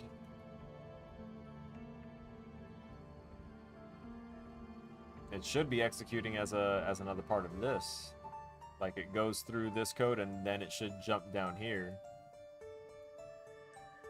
So let's see what happens. Oh, wait a minute.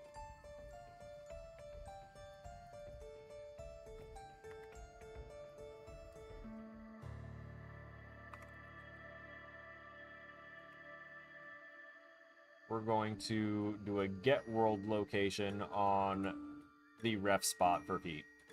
Because I was getting the value, the variable, like the vector value variable that I created within my player to go ahead and look for stuff. No, we want to set that. That should be the one.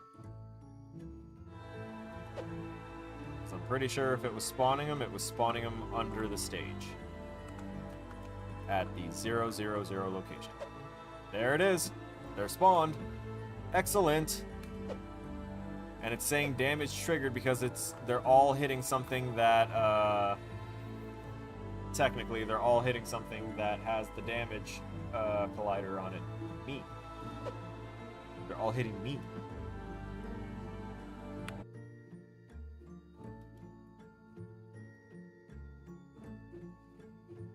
Wonderful. Okay. So, what did I put as a note on the heavy attack in the event? We can also get rid of the feet reference here. We don't need the feet reference. That was a joke, guys. We never needed no feet reference here. Ha ha ha ha! No feet found. It's funny, right? Anyway. Next up is to force that spawn to... There we go. We need to spawn it at negative 108 Zulu. So we're going to get that world location, and then we're going to hit a subtract node. Neg 108. Or rather, just 108, and then the subtraction will do the rest.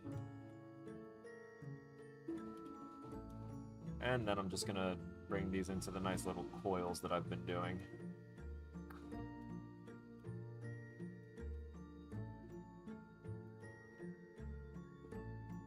Now let's see if it'll spawn those far enough in the ground where it looks like they're level with it.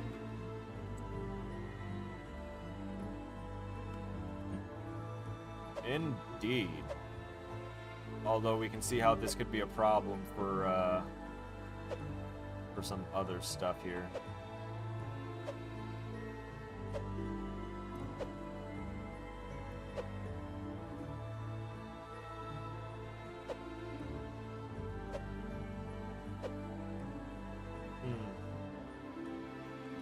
Could be a little exploitative if used on platforms for things that would be, like, beneath them. I don't know. Oh, oh, oh, oh, oh, oh, oh, oh, oh, oh, oh, oh, oh, oh, oh. I know. I know.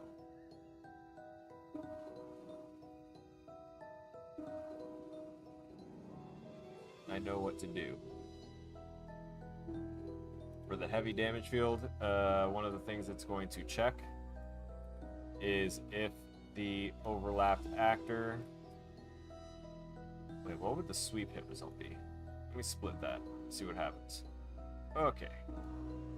It gave me a lot more info to work with. Let me scoot these out the way to see it.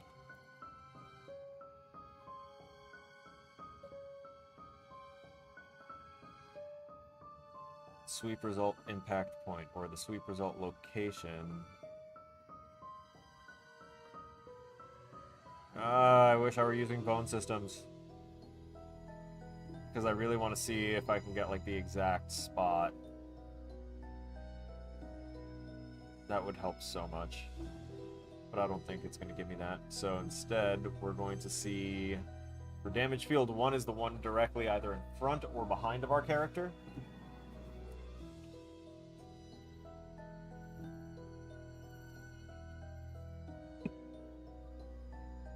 So, we're going to think.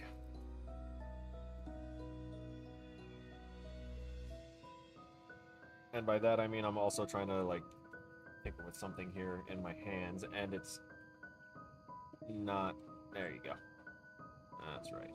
Obey. Follow orders. Keep your head longer. Gross. So, what I'm thinking of doing for this, to continue testing it further, just to keep in the loop of what's going through my head, and we're also going to go to the chatting scene while I'm doing this. I'm cleaning the gunk out of one of my vape batteries. That, ironically, is the almost exact same green as the green screen, so... So what I'm going to do is I'm going to measure the distance for the enemies. Like the distance between the enemies and the core default scene route of the heavy attack field. Since we're spawning it, its base location at the feet of the player, we're going to say if the enemy hit, or if the target that's been hit is detected to be, like, below where we spawned, then we're ignoring them. We're not dealing any damage to them because of the fact that they are, like, below where they should be to receive damage.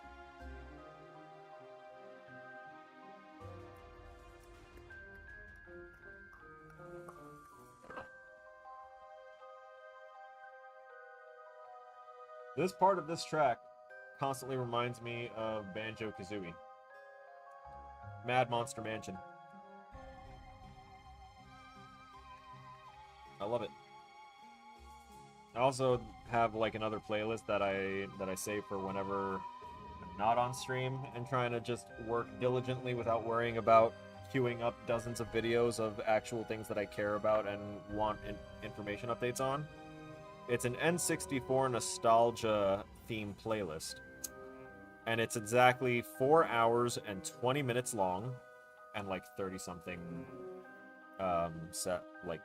seconds. But it it's so good, and it brings me back to some of my favorite like childhood moments in gaming, just hearing some of those tracks. Like Donkey Kong Country, which has also listening to this, I realized that Rare and a lot of Nintendo games tend to really love borrowing samples from one another. You know, sharing and whatnot. Because they're all making the same money. It's all going to the same big person. Now, unless you're outside of that company, like Pal World,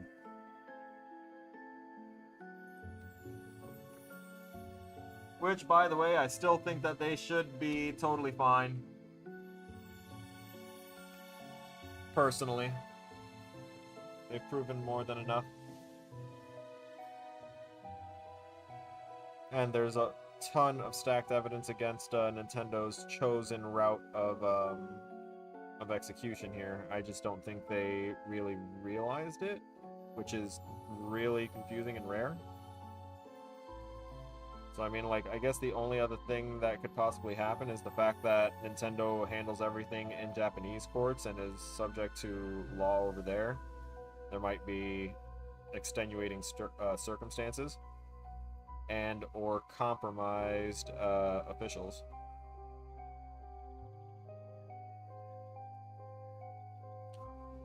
I'm sorry, because the spider bong is not going to be, you know, ready until I can go and get downstem for it. I had to make sure that I set up my vape to be functional.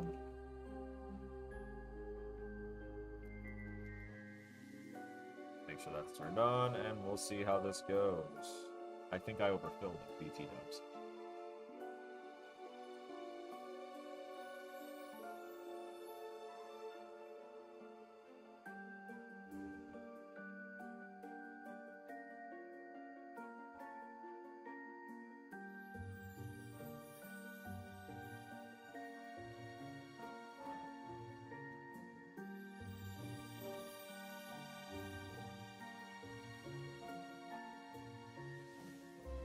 I'm gonna cut that off, and I'm gonna plug that in, make sure that it's charging sufficiently. I hope that it's not always supposed to taste like burnt popcorn. Nasty. Alright.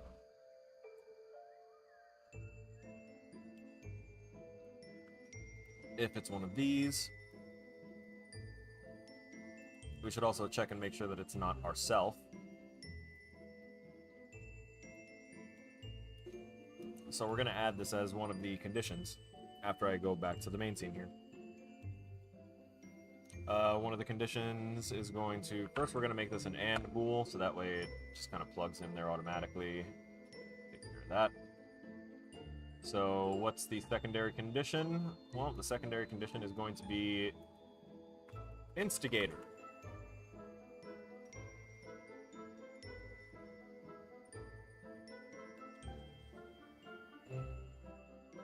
Get instigator. Hang on. I wanted to grab the correct one. Get instigator actor. Is instigator locally controlled player.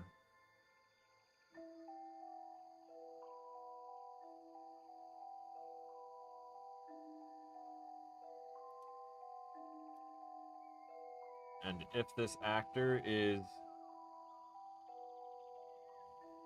also equal to a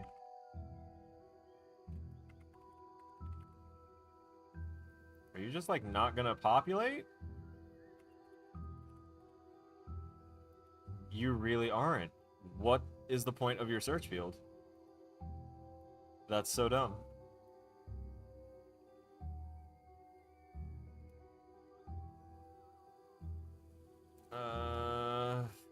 Alright.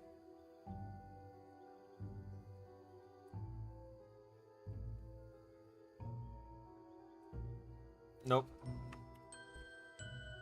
I hit the wrong button again. Common thing for me. Spacebar. There we go. So let's go into blueprints. We're going to look for the Bear Kunoichi. There you go. Easy.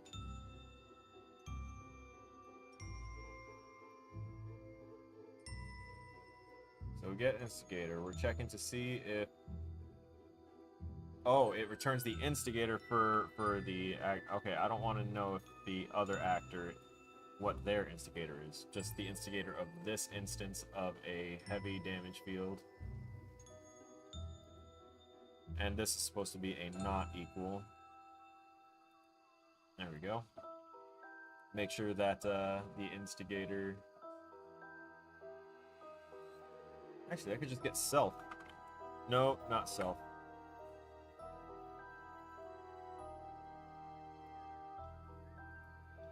The instigator is supposed to be the Konoichi. Other actor is not equal to the instigator. There we go.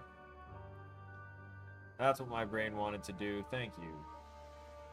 So we need to check if the other actor that is the actor that's getting hit by this heavy damage field, if they have the damageable interface, and if they are not, the instigator that spawned it. Perfect. So that means we should stop seeing those notifications pop up, which is cool. Not gonna be able to make it to that one. There. Oh no, I saw the shadow! It was a good warning.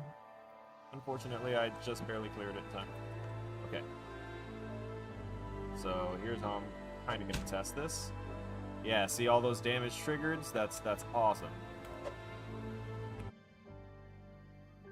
It doesn't appear elsewhere though, so that's good. That means it's not hitting me anymore.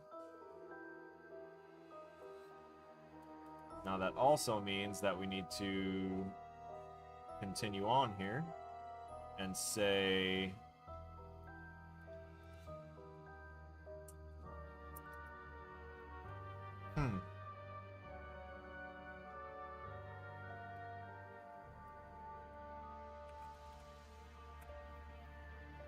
we wanted to make sure that it doesn't hit the barrels underneath us when we're using the special. So we need to go ahead and check other actor location. Get actor location. Hey, Abman. Yeah, this is the 2.5D combat design one that I've been working on. For the rapid game development class, I'm just making a 2D different version of Tetris. So it's going to be Tetris. I'm going to call it Tetral Invaders, and basically while you're playing regular Tetris, it's going to spawn turrets on the field, and they'll fire like one bullet per 5 seconds, and if you don't like use the piece that you're controlling to smack the turret, then it's going to just keep firing bullets, and if the bullets hit the bricks down below, it's going to break it and break your nice even line that you're trying to form. So ideally you want to get rid of the turret, and you can do so with the piece you're controlling. You can only safely smack one turret. If you smack another one, it'll break the piece that you're controlling and spawn the next new one. That's what I want to do. But I need to do a lot of like basic Tetris setup first, which is actually more complex than I had initially anticipated. So what I'm going to do is I'm going to be following like a thorough 2-hour guide, which I will also link And it's a more detailed and a more intermediate level, I'd say, of making it. But it is exactly the way that I would want it to look and feel. And then I can just toss in my much simpler turret tech for spawning and despawning these turrets and making the interactions between the controlled piece and the turret themselves. I can do all of that based off that. I'll work it. But I need to get that initial setup done first, and I'm going to do that on my own without the stress of the stream. So I get to make progress for combat design instead on stream today. Get actor location. We're going to do a subtract node there. Also going to actually break that. We're going to split the struct because we only want the Z value. So we want to know if the Z value of this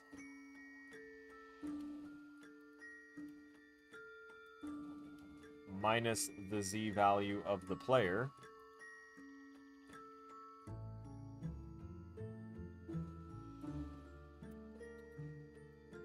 get instigator location,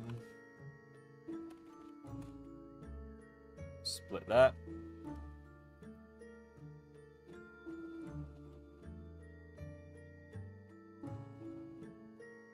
Hang on, actually, let me go ahead and flip these up.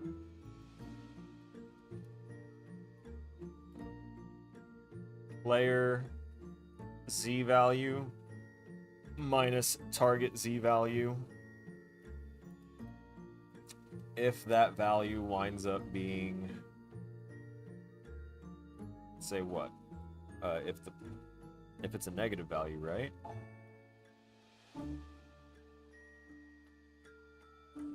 If it's less than 0,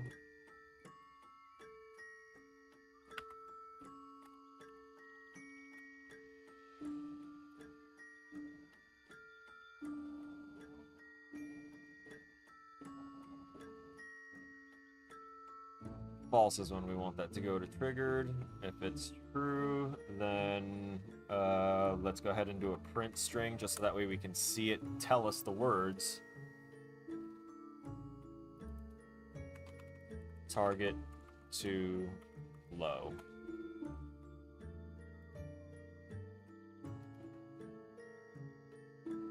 Let me make sure that that was actually... Nothing else needs to be plugged in. Okay.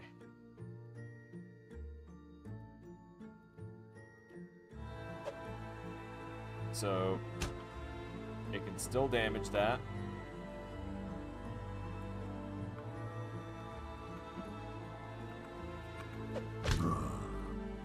You can still kind of get hit there.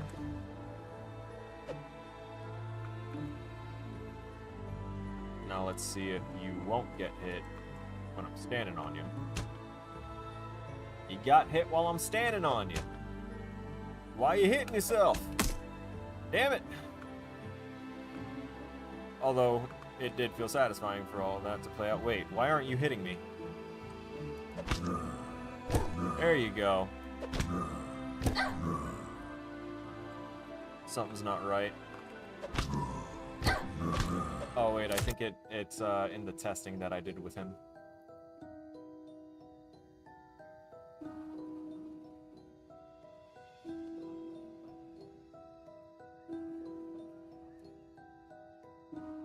Yeah, the testing I did with him, I wound up setting the delay time for him smacking the crap out of me to something really dumb. Just to see how it would affect it.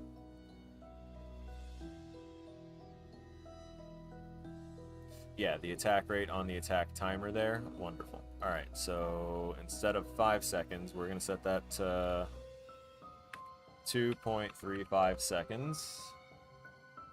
And see how it plays out instead of waiting for a full 5 seconds of processing. Why aren't you attacking? Oh, there you go. Oh, because he's initially waiting for the timer. It looks like he attacks a certain amount of times and then stops, which is interesting. That's something else that we can address.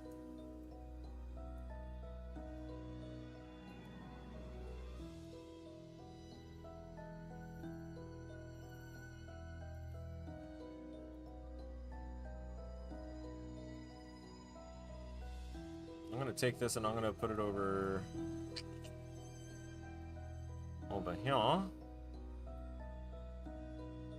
That's a do once to turn on this timer.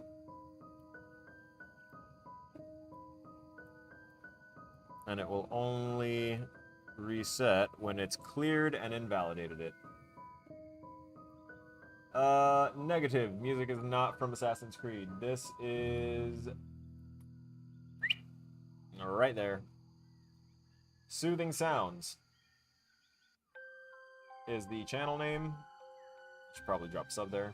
Try not to sub to too many of these because then my feed for specifically this channel for Snow Studio Games is just right now. If I hit home, it's just all things like these, which is just ambient music that I'm using for the streams. I do most of my research on my main account.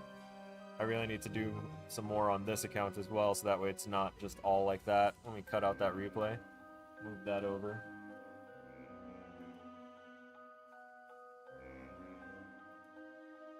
So I plug that in over here and set it so that way the only time that it will trigger this reset is if the player leaves the overlap radius and ends that. It could also be as a result of the sweep, the attack sweep that I wind up doing here at the end of alt attack, right? Play sound, play sound. Oh, we don't have an attack yet. There it is. Combat target sweep. Player in range. Right.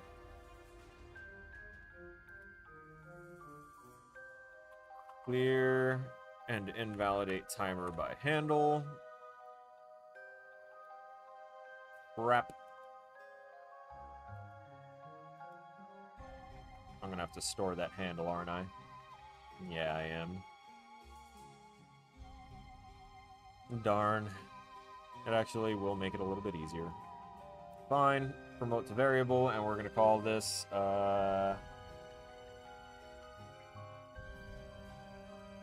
ATT rate CD timer handle.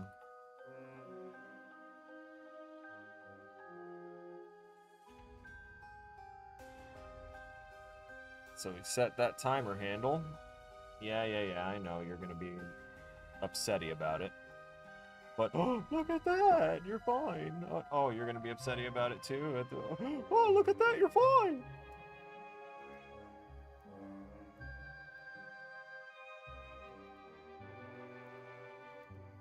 Cool. So that ought to work for that. Hopefully, that was for our zombie, so that way our zombie can do a little bit better once he picks his attack direction and stuff. He can just attack us, and then it'll set the timer automatically, and it won't release that timer unless... Actually, hold up. I don't want to drag that over. I'm gonna make this a like a pure cast something or other. Is there a way to make it just like a thing? Can this become a pure cast node? It cannot. So instead, what we're going to do is we're gonna check and see if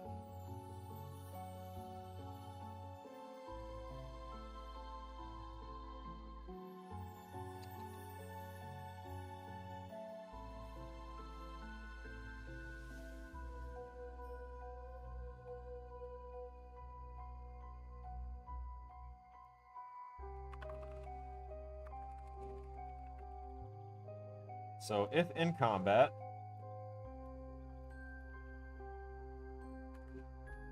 and bool, let's see.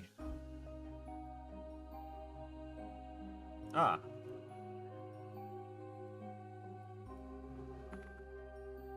Is timer active by handle?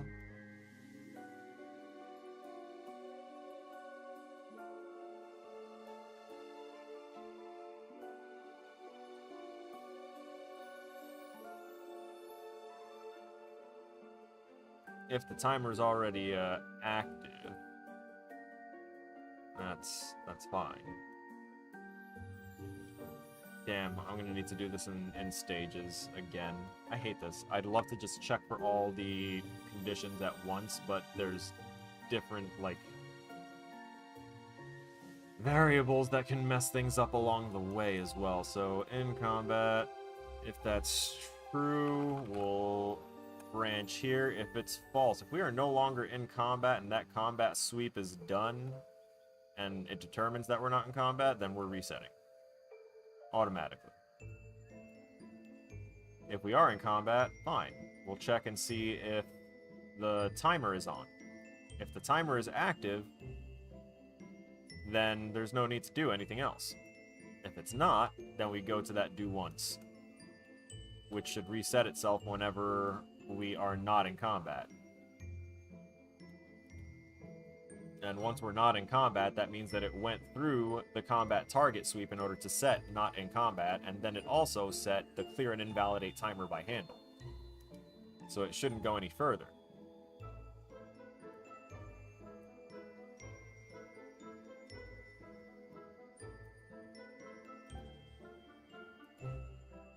Shouldn't. Should not.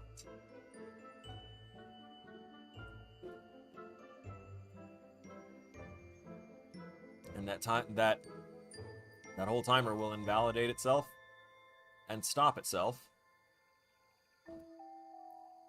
if we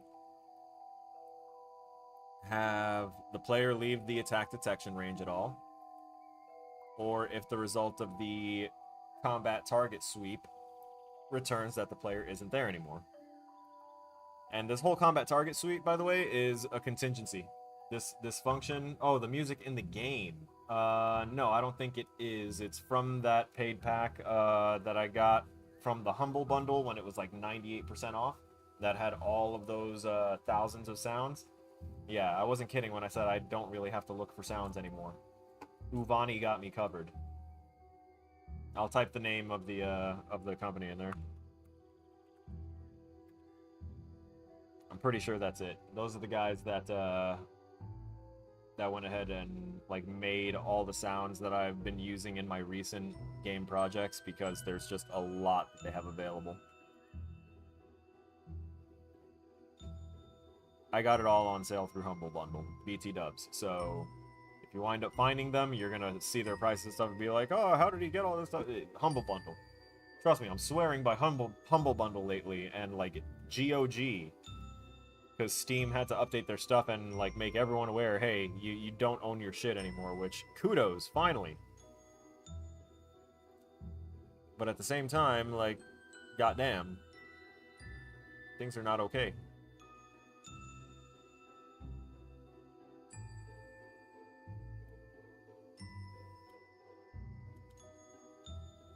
I need to bring this down. Add a reroute. Unplug it from there, and then plug it in there. Same diff. Cool.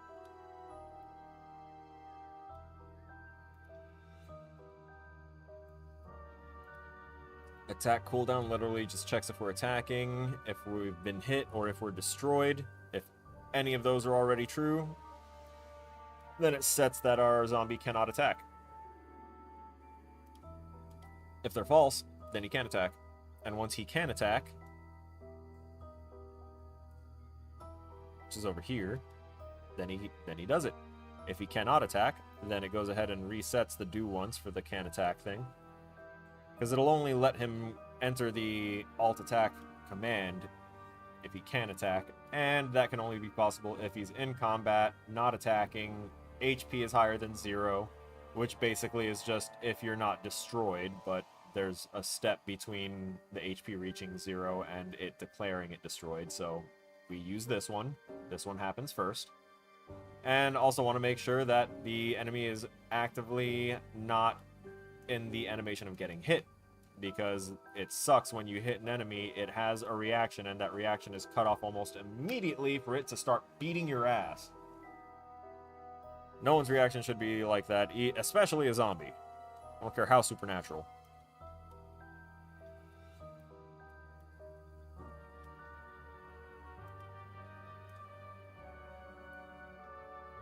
Okay. Let's double check and see that the enemy is okay. You wanna...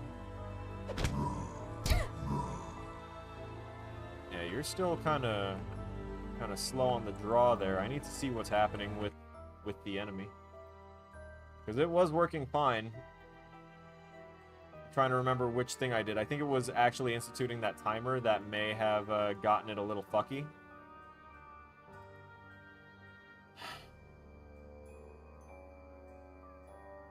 But we'll have to see.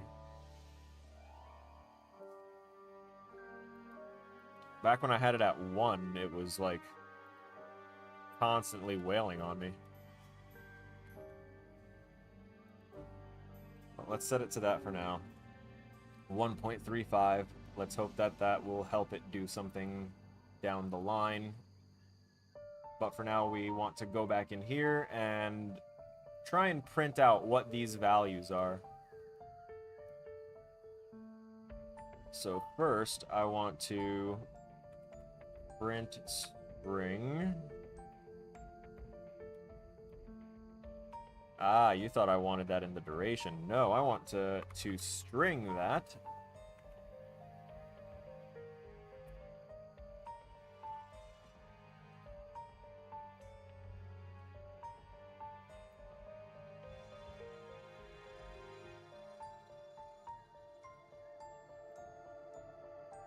So for at least the very first one that we're messing with, I'm no longer going to see the damage triggered bit. I'm only going to see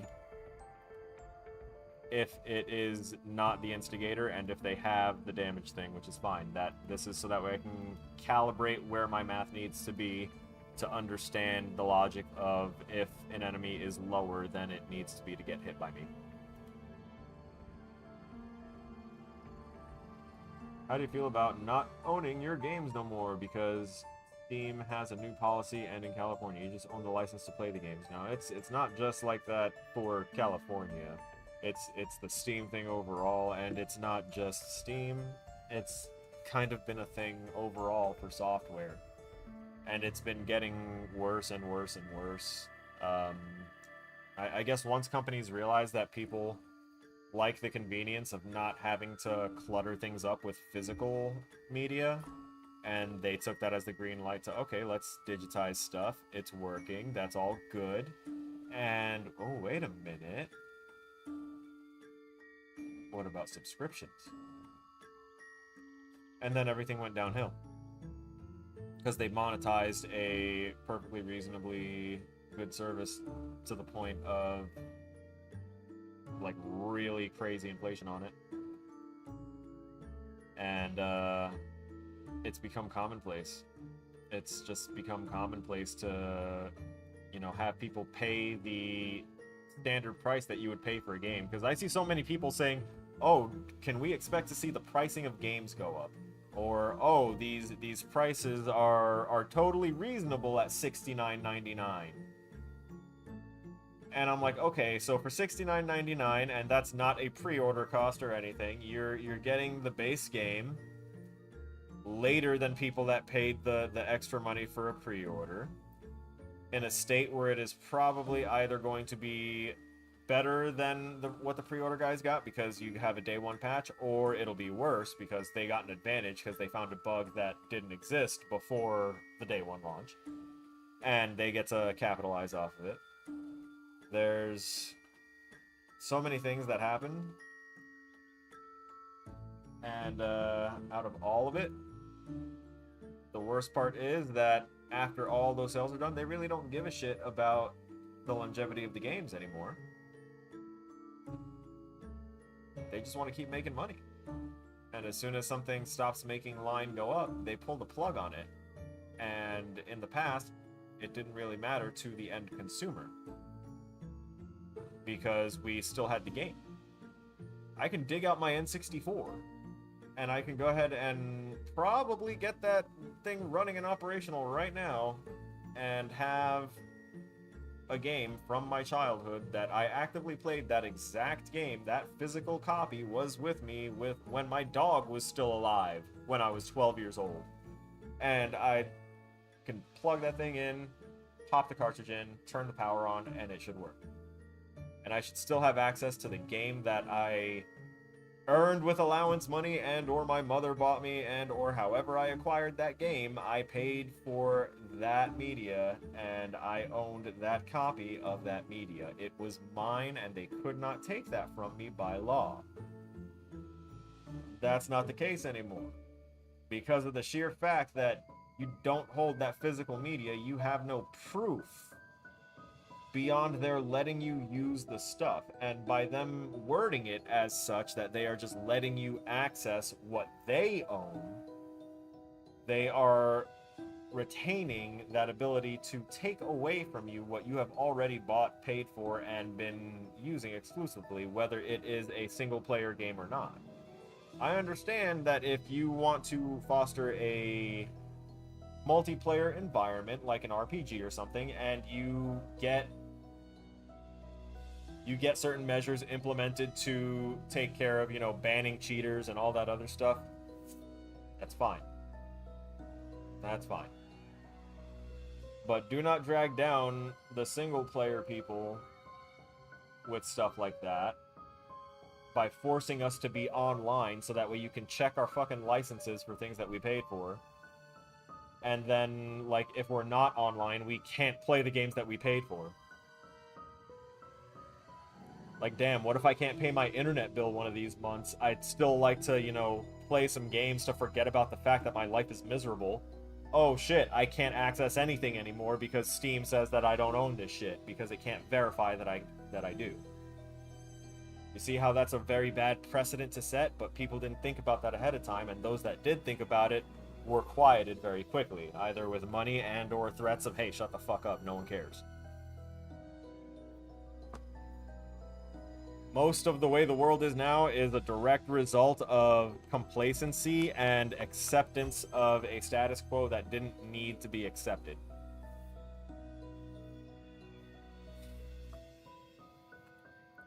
So anyway, Zombie will have to be worked on. I also want to turn off my personal flipbook interaction with myself here, because as we can see, oh wait, it's not this part colliding with me. Which part is it?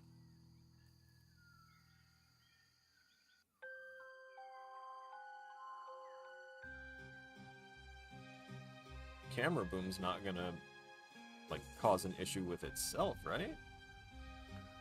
I don't think so. Character mesh. I didn't think it would be an issue for the player. Only because of the fact that, at least when dealing with the shadow, when dealing with the camera, rather. I didn't think it'd be an issue because, if you really think about it, the camera's never going to be on the inverse side of the player, or have a player standing between it and the player. Get it? Because it's a single player thing. There's no reason. Let's see, it's not constraints we're looking for, it's collision, custom. Yeah, it's on ignore for all of that as well. What this? Oh yeah, hey, there it is, block camera. Let's go to overlap. The main capsule collision component was just set to screw the camera up. And cool, we're not messing anything up, and we can now travel safely between our other awesome self doing the really cool attack. Yeah, Yeah, cool. You recognize yourself. You're only attacking once there. That's great. Now let's see what happens when I do this. Okay, so that value was 196. What if I did that? It still says 196 is the value there. So here's what I'm going to do. We're going to go into our controller here. Actually, not the controller. I'm going to say C1, because I think that's going to generate whichever ones come out of the controller 1. And I want to break free.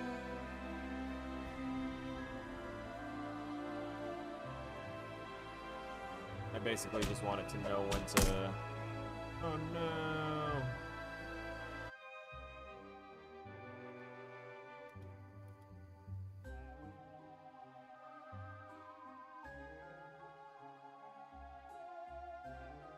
Here's what I'll have to do. I'll set a breakpoint on this. And then when I do that, I should be able to check everything else step by step.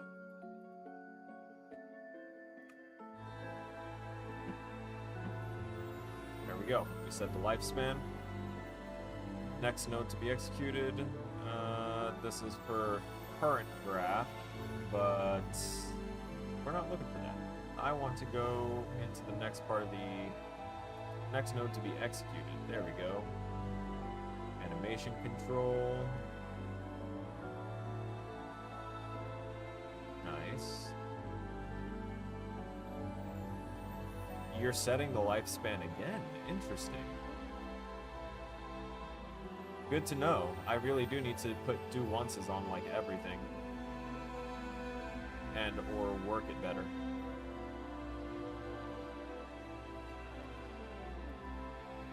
I just realized I didn't actually attack anything. That's why it didn't trigger the thing I needed it to. Yeehaw.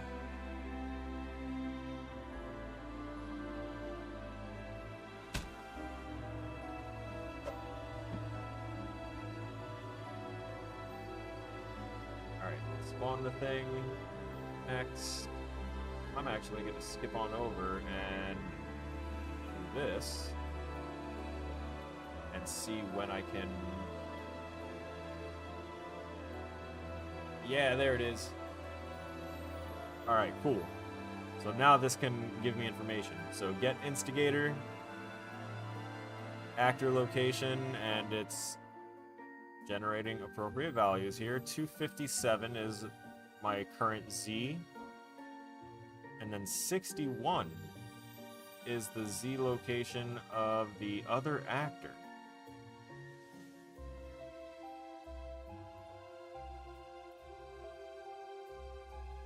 Right. Closing out.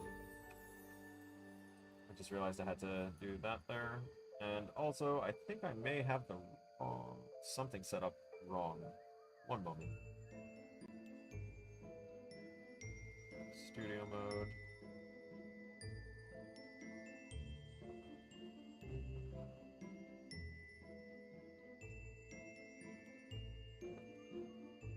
Interesting. This shouldn't have even been getting my my game audio.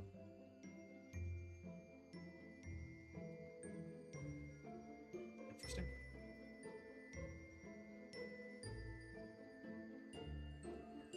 You know, I think if you went through the trouble of developing an online game and it went under, there should be some form of like retention or historical like archive that should let you dump the source code and everything on there, and either some benefactor that wants to run that you know, archive can keep it running, or it can be community maintained by people that want to make sure that the games are all properly saved. The sigh was because I was thinking of all the games in my head that I've played, and what if they don't exist in the future for me to show people? What if they are just gone? Like, it already really hurts whenever I try and think of games that really inspired me, like Star Wars Galaxies, before the combat upgrade and the Star Wars Galaxies jump to light speed and various other things that they just. The jump to light speed was okay. Everything after that just kind of slowly turned it into World of Warcraft. They turned like 30 something intermixable classes into 9 basic classes that you could not spec out of. They made Jedi into a basic class, which before it took you a full year of dedicated specific work and grinding to unlock the ability to create a Jedi. There was a feeling of accomplishment, vast accomplishment for getting there. And I may just be retaining salt because I was a week away from unlocking my Jedi slot and having, like, certain legacy effects carry over into that new system, even though they were completely cosmetic effects that were ass. It was still like I wanted to have that prestige of finally making it because I'd been trying for years on various characters, and I was finally almost there with a Wookiee. Like, I still get passionate about that game, and that game is dead. It's gone. It was replaced by what is it that they have? Star Wars: The Old Republic. And then Star Wars Galaxies itself was dead long before that. We only want the true value plugging in there. Set that back to nothing. We don't want to check the class settings. I do still, however, want to not be in the animation control. Regular event graph is fine. Where am I?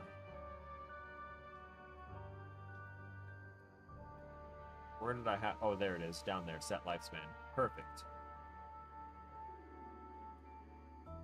Now I know why it was spawning so many of those messages for me. So let's go ahead and do a do once.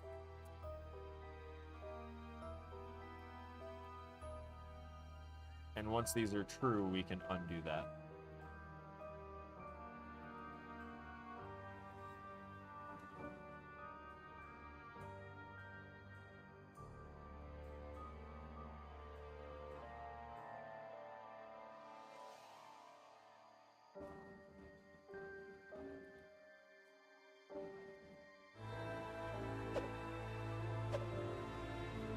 Okay, we have that.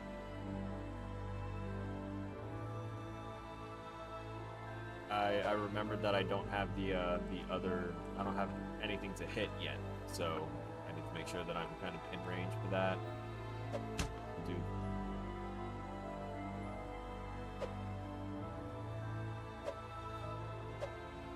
Oh, the reset didn't trigger. Interesting.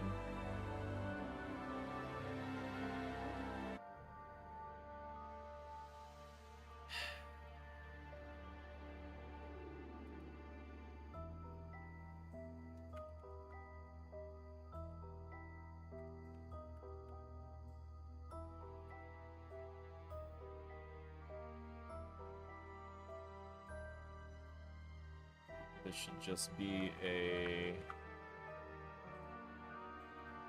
Honestly, I don't even think that it needs anything. It just needs to...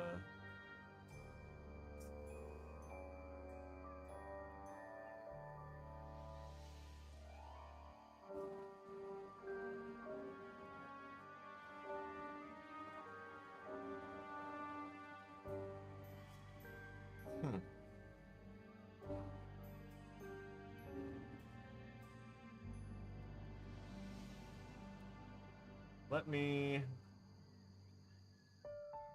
create a parameter here, and we're gonna make this a string.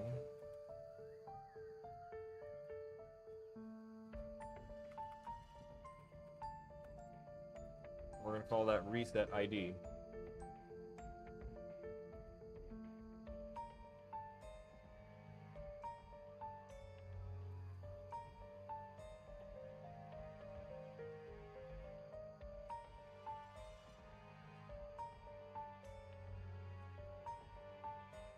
I don't want it to be a regular variable though. So reset in, we'll give an ID, and then I'm going to create a function called reset out. And this one is also going to take an input of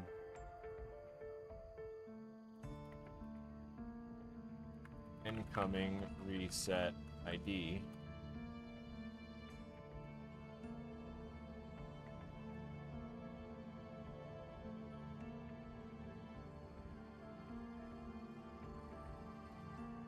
Also going to create a local variable in this one.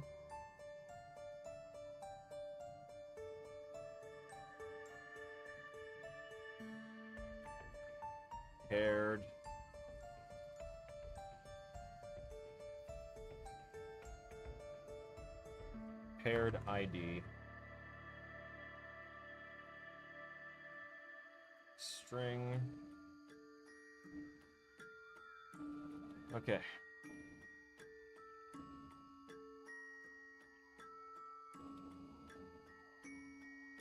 So the reason I just did this is because it's something that I have been kind of grappling with doing, because I'm getting annoyed with all these resets and having to drag them all over the goddamn place. So what I want to do is, like, essentially, here's a demonstration. There's reset in, and I want to go ahead and pop in a reset ID of, what's the string? Let's see, the SP underscore attack underscore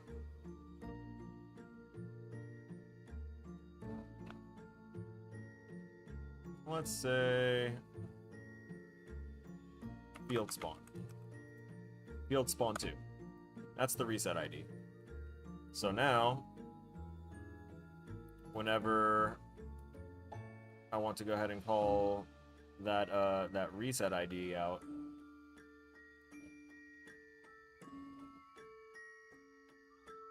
hang on, I feel like my brain was on the right track for a second, and then it just brain dumped it and was like, haha, you thought you were smart for a second. Initializing it. No. It really won't work. Because my shit needs to be like pure cast nodes. Can I do that? Set that to a pure. And see if I can use it that way. We're in the event graph now. That's the reset in. Let's get reset.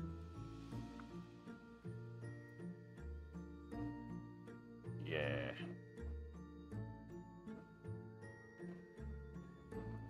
Oh, you won't give me a drag out. Oh, because there's no output for it.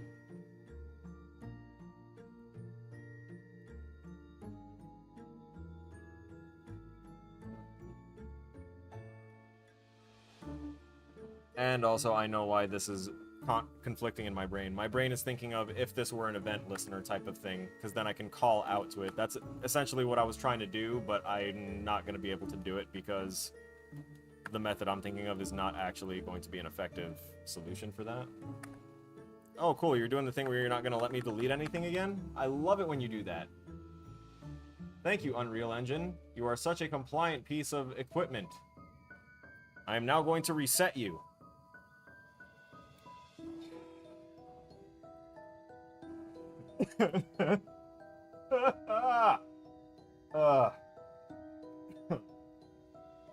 So to let everyone know, we're gonna be ending the stream here at 8:30 instead of 9.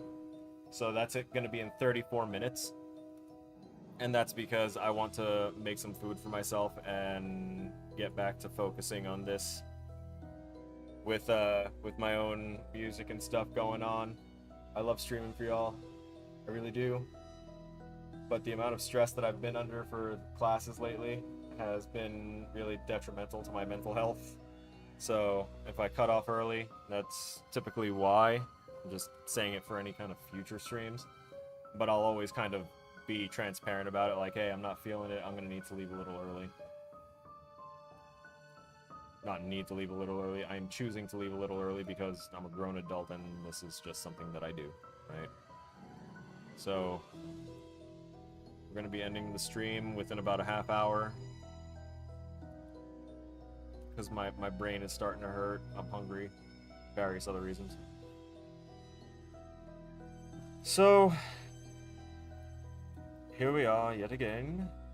This should no longer really be needed. Rip that off.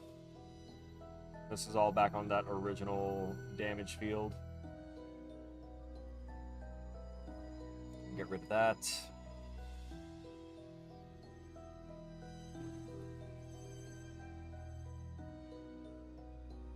I need this to... I didn't actually get that test to work properly, did I?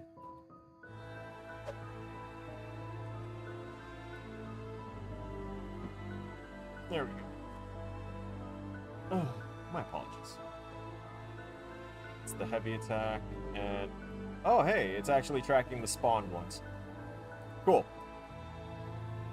So it is, in fact, recognizing that the return value is true, it's loading the breakable object, and also true that our instigator is, like, the one that it's overlapping is not me, the player, but bam! Instead, it is the enemy. Wait a sec. Oh, that's the get instigator, and then this other actor is the breakable object. Yeah, cool. So it knows that I'm the instigator as the player. It knows the other object is the breakable. The breakable object is location set to 231 for the Zulu, for the Z value. 378 for my personal value. So let me see if swapping their positions again was actually the right way. Let's try it again.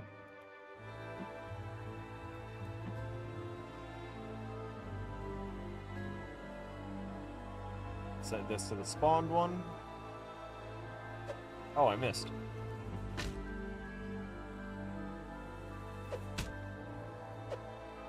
Why did it suddenly not want to do the thing anymore where it tells me that we hit this? Oh, because... frustrate. So set that one.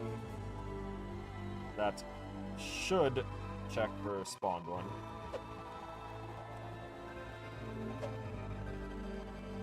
Go here. Cool, it is actually checking for that spawned one already.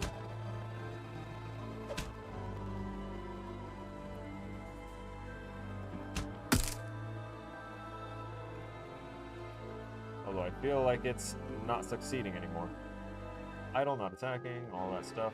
Cool.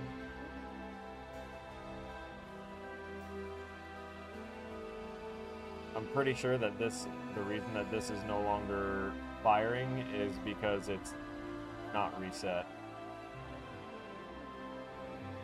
I want to bet. It's hitting it. And it's not producing the thing, I'm pretty sure. Let me see. Oh no, I heard damage.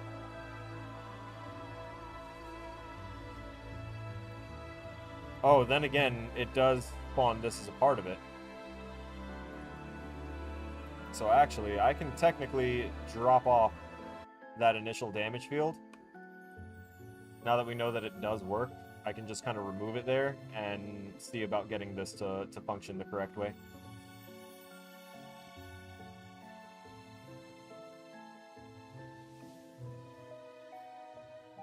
So let's say we wait these few frames and then we'll just drop those in there. Yeah. It'll be fine. Also, let me turn off that breakpoint real quick. Not gonna need that one. Hopefully.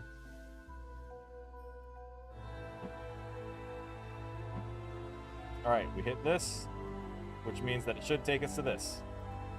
Ready? Break. It didn't do it.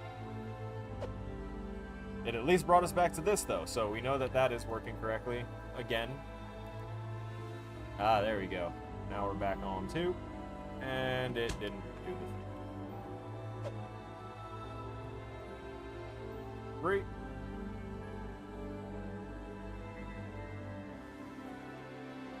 Are you already gone, 3?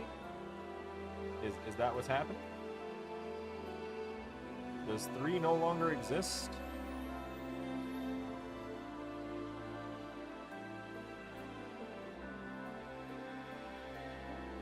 Might be the case.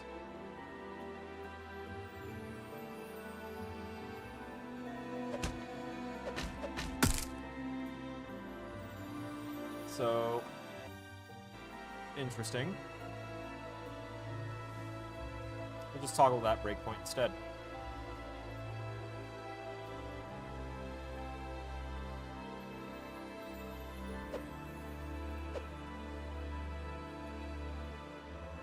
Also, I realized that it should be on the very first, what do you call it, right? So, chances are that because I was only attacking him facing forward, that means that damage field 1 is likely the one behind the character, behind the player. So, that's fun. Is this... Wait, is this paused, or... Oh, wait, we hit the pause here. And then I went over here to go ahead and check which one we should be jumping to, and then we hit play, and then it's ignoring it again. Alright. Listen here. Mother effer.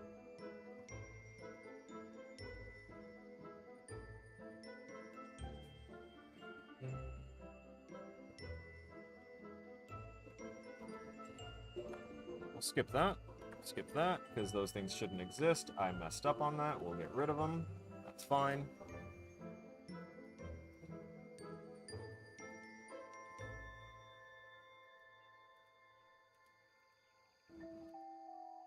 I'm going to toggle the breakpoint right on the creation of this thing.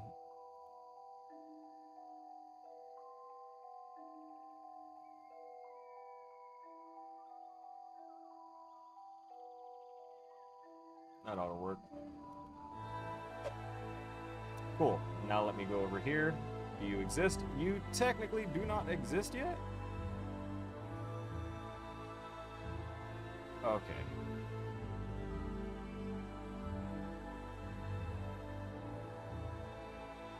You should exist now. Okay, you exist now. I swear, I just saw all of that, like, go through already. Don't tell me that it's actually... Okay. False. Does that implement the interface? False. Where am I? Oh, yeah, I'm not near anyone. So it's not going to proceed over here.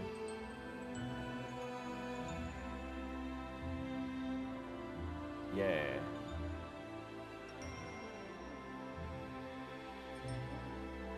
Okay.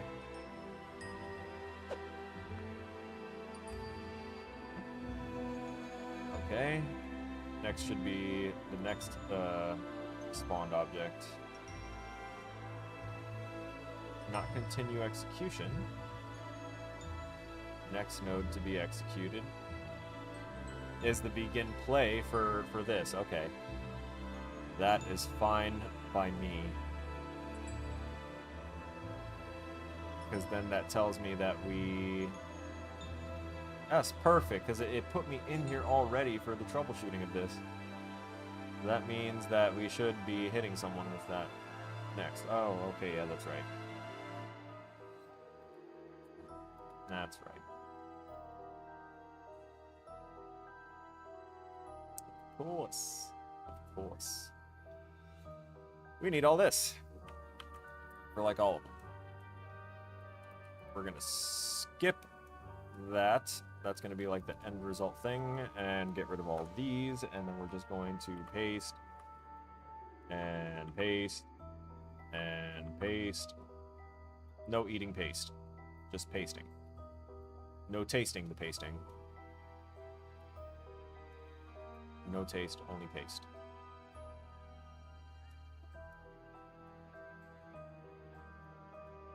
Other actor, make sure you plug that into the appropriate spots, being the object that is being checked for the interface implementation. And then also as the get actor location thing there. Everything else should be plugged in because of... Oh, no!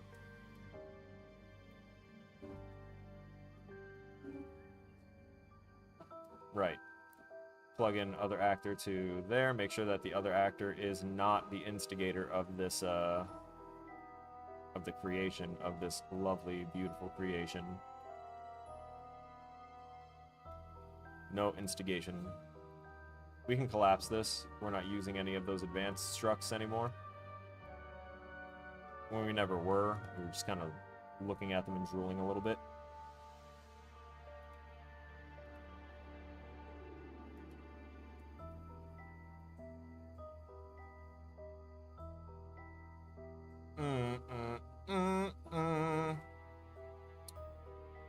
Dun, dun, dun, dun. Alright, I'm gonna have to set it for all of them. Toggle breakpoint. Breakpoint. Break a point. Point a breaker. Awesome. Of the possum variety.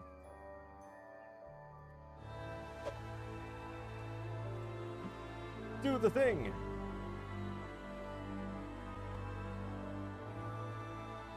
Okay, so step into the next thing. Wonderful. Step in seems like the best command. Because now we are here, and I know that it will not stop.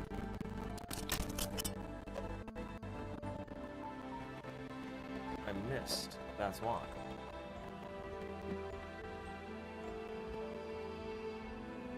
Step in. Yes.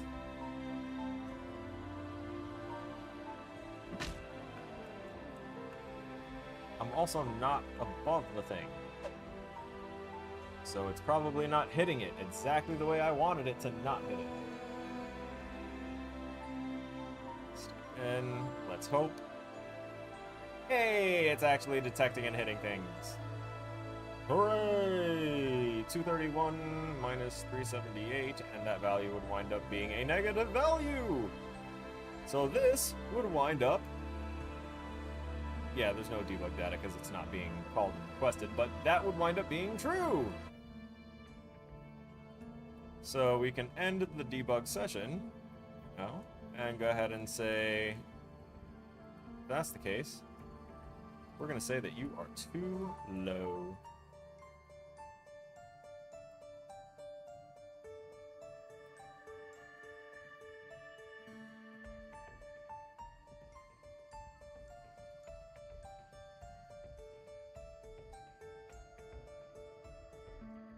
Also, my breakable object. Let me get a quick look at that. You shouldn't be reacting if you're not getting this call, right? You don't have anything else? Okay, cool. Alright, so I can take these breakpoints off. We figured out our mathematical error. And we now know that these can all get safely plugged in.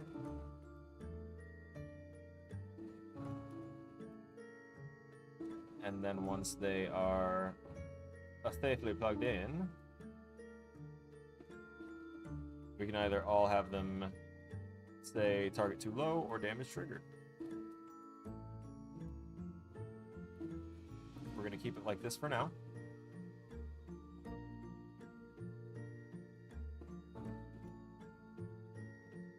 And then after a couple of tests, we'll see about trying to code the damage, or rather I'll tell it to deal damage, but then the next step will be to tell it to apply an impulse to whoever it's hitting and push them away from the player.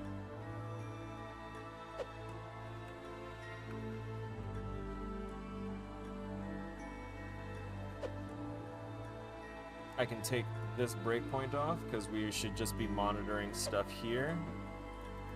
No. Oh. Oh, that's right. I'm not telling it to rise up yet, so that's why it's not hitting anything there yet. It's still keeping our damage field below the ground, as you can see over here. then as we go further up, you're not going to be able to see it as clearly. Obscured by the flooring, but let's see. Target too low. Printed it out each time. Target too low for all 4 of them. That's beautiful. That's beautiful. That... Not a single one of them printed out that they were triggering damage. And that's excellent. Absolutely excellent.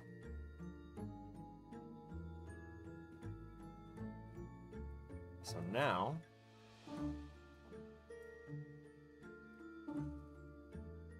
Also, we need to kind of set this value to a little bit more than just a 0.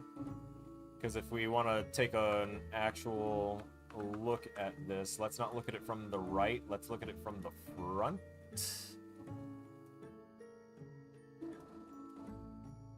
We could also probably turn off the wireframe.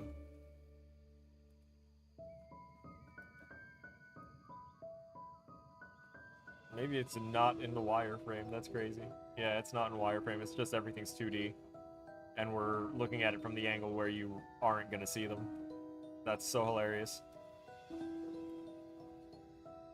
Okay. So what I was pointing out was that when it measures the distance of our character, the location, it's getting this root spot right here. So if it were to get the spot of this right here, well, this is the undead male. So let's say this was the player.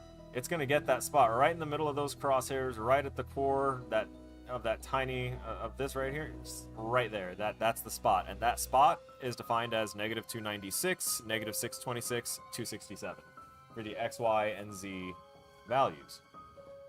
Now, this box is also perfectly level with the floor. But its values are -612, -715, and 231. This is 267. This is 231. It's kind of a hefty diff. So, I think we need to refine our check. And this may have been why I needed to get the feet. This may have been why I needed feeties. So, let me get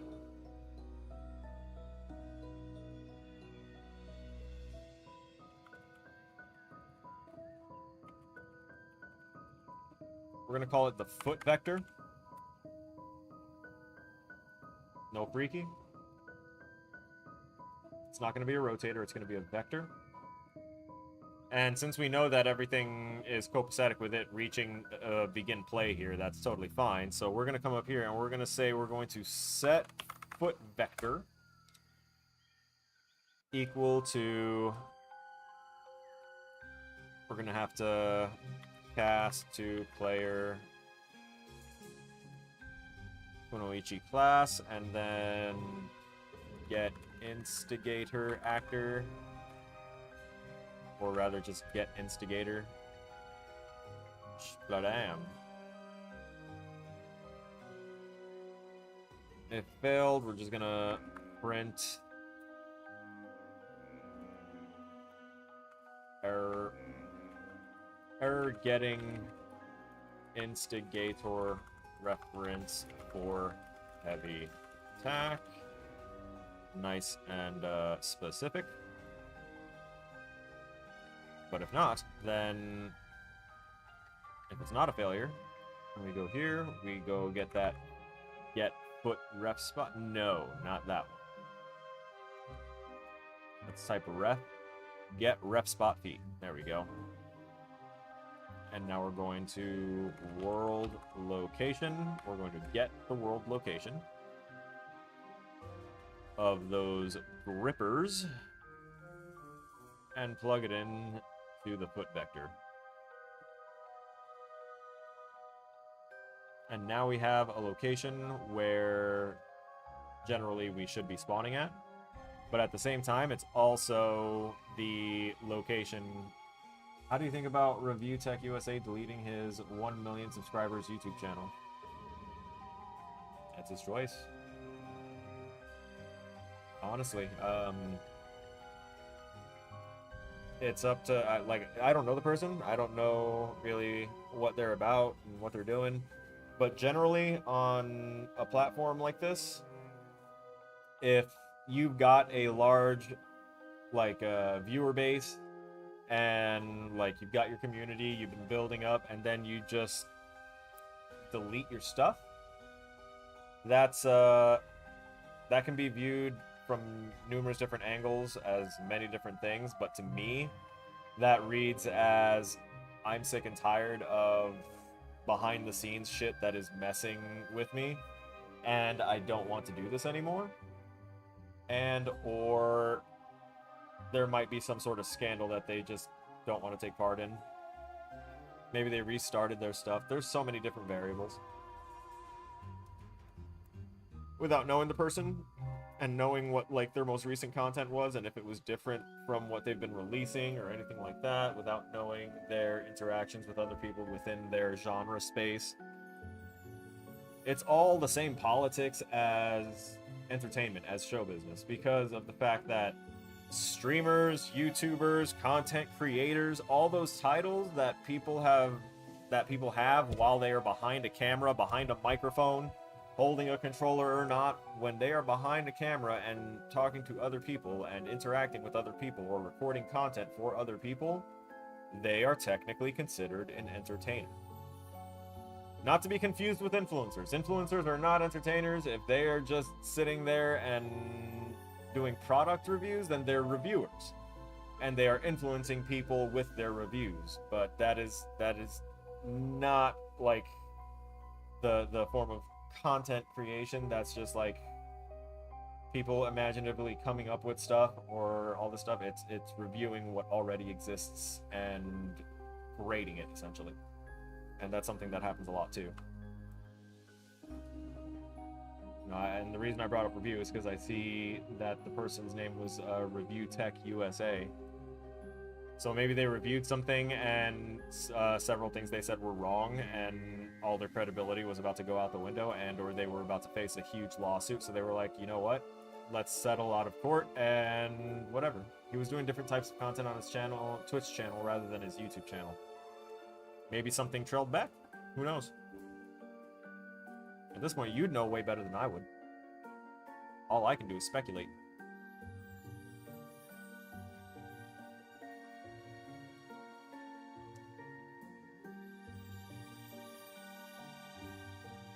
So if the target is not too low, I think it's safe to have this become damage. So we're going to say take damage on a Night Terror's BPI damageable. And this, you see the little message icon? So that means that it's looking for a target, which is the Night Terror's BPI damageable, which should be on whichever of these other actors, because we would have verified that already with does object implement interface.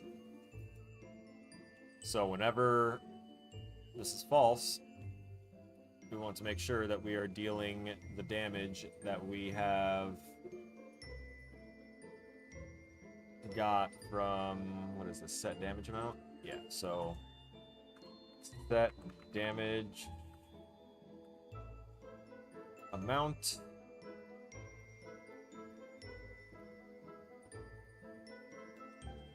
And then plug that in there.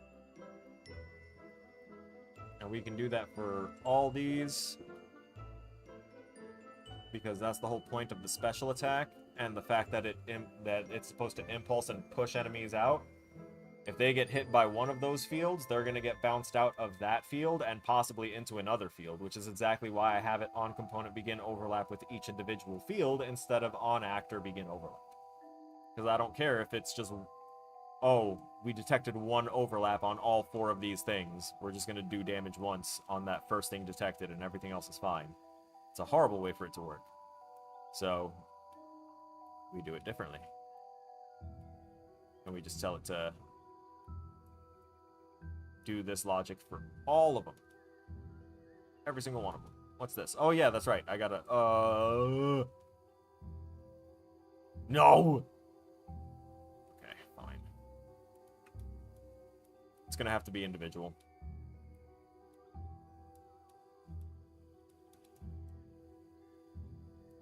Because I need to go through for the, I gotta drag these into the right spots. Boop.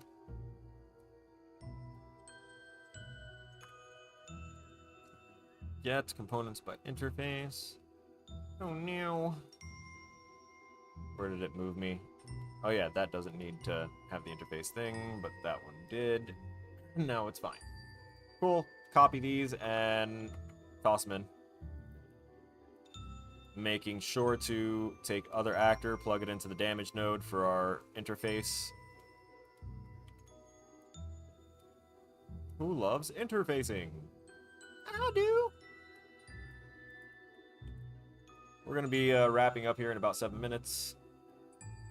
So I'm going to go ahead and plug this in and hope that we can get a successful test, something to show.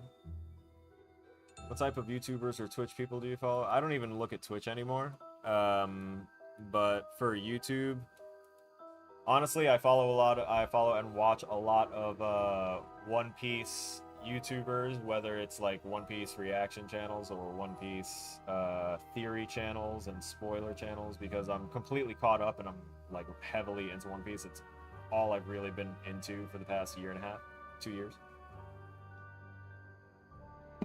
Like obsessively so.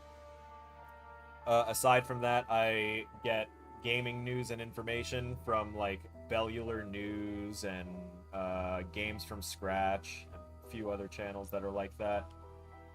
Basically, like what I would consider to be high-end or professionally oriented game development YouTube channels, and that's pretty much it, honestly. Because most of it's just background noise for me. Like, I've watched One Piece and I caught up to it, so everything else, which is why the reaction channels are a thing. To me, a reaction channel video is the same as just, like, sitting and watching something that you've already watched, but watching it with your homie. You know, like, when you have a really cool video, you know, back before we had the widespread internet where you could just send it to someone in a message, where you'd, you know, go up to them and be like, hey, man, check out this video. You put your arm over them, have the fucking video up, and then you both watch the video. Yeah, that kind of feel and vibe is what I get whenever I'm, like, watching reaction channels, but they gotta have, like, a good personality and be someone that I would actually give a damn to possibly hang out with. Like, if they're grating to watch, I'm not just gonna have them up because they're reacting to the content that I like. I'll just watch the content that I like, if that's the case. I'm there for the actual, like, person. And when it comes to the theory videos, it's just to keep my brain functioning. One Piece is is literally the longest lasting anime manga in like history currently, if I'm right about that one. It should be. And the amount of information and stuff that's in there, the world that Eiichiro Oda has built is absolutely unbelievable and will inspire people for way too long. He is the Roger of, like, the real world. He may not be a pirate, but he has kind of revolutionized a whole age of people. Like, this is the age of Oda, thanks to One Piece. Because of him, the One Piece exists. Because of him, the One Piece is real. For so many people across so many different nationalities, cultures, religions. That's unity. That's a power that I can get behind.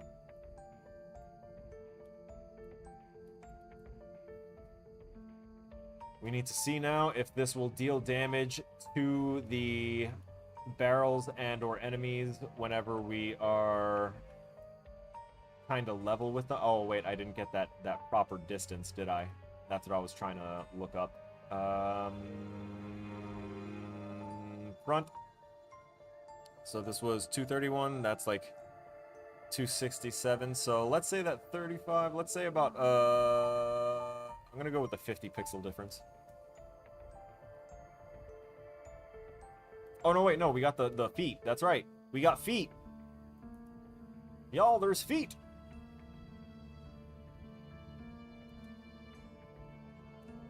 So because we have that foot vector, now we can check and see. Because currently it's just going off of the instigator vector. But if I can go ahead and get this,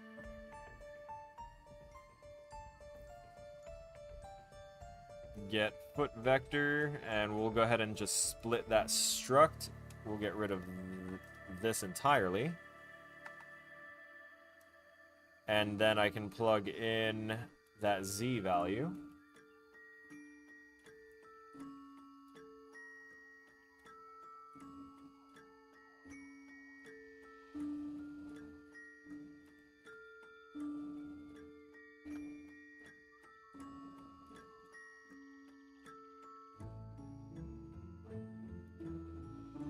Damn.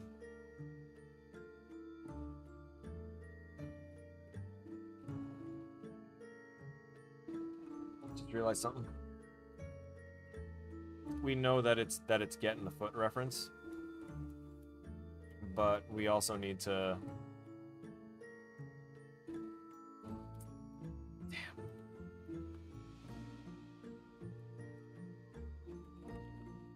We're gonna put a custom event here, and we're gonna call it keep foot reference.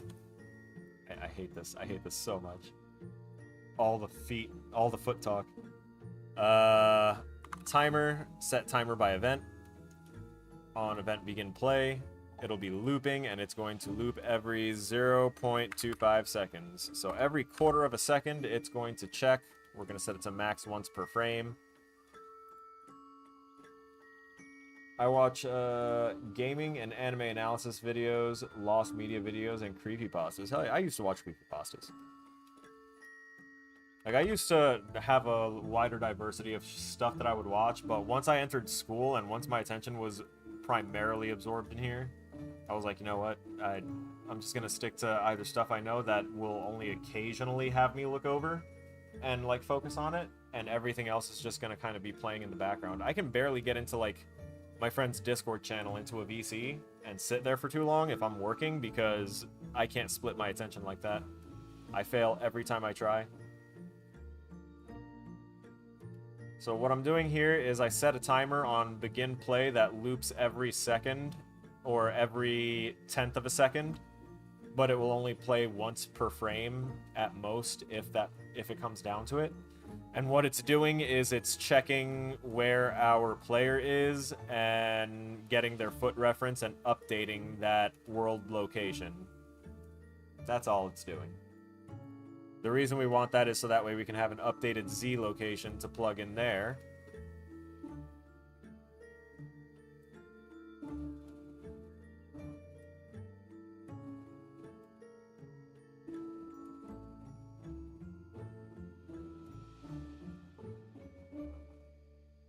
Hold up. Wait a minute.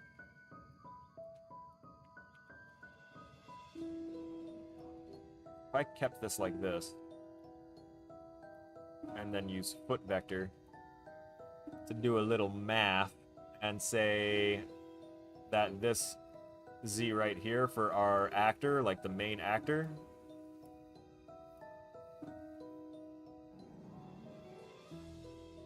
minus the foot vector Z.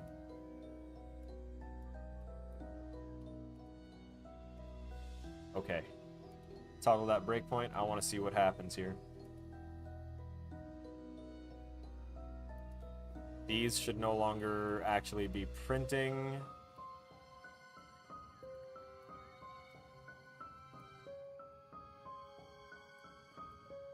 Because before they were printing out the value of what was being done there.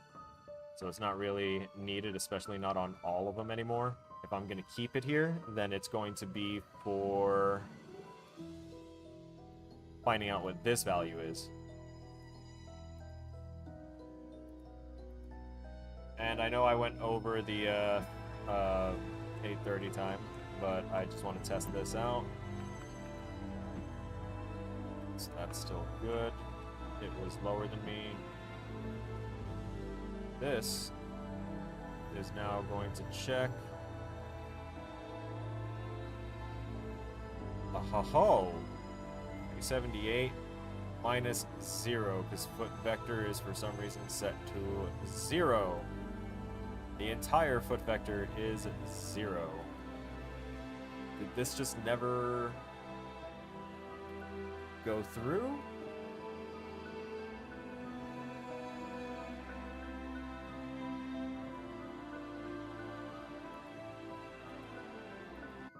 This is unusual. Set this to the right. Well, I'll troubleshoot it on my own here. And also, let's just put that back in perspective. That's far better. I'll troubleshoot it on my own. Let's go ahead and hit end. I need to start cooking dinner. Alright, ladies and gentlemen, that'll wrap it up for today. I do apologize for cutting out early. I'll try and make up for it on Tuesday by streaming until like 10:30. But y'all know the drill. I've went over repeatedly how we're going to do the Tetris thing on Tuesday. This was Night Terrors, something that I'm working on for the combat design class at the Academy of Art University. And so far, it's my favorite project of the semester, just because I get to take my time with it and be as meticulous and finicky with it as I want to be. And I like that. Hopefully I'll be able to do that with the rapid game development class soon, and technically I believe that within a couple modules I will have just one project to work on, which will be the final for that class, and I'll have a few weeks to work on it. So we'll try and do something extra fun for that. But for now, that's it. I want to give thanks to those that participated in the stream today, including but not limited to Williams and Abman. Thank y'all for being here, as per usual.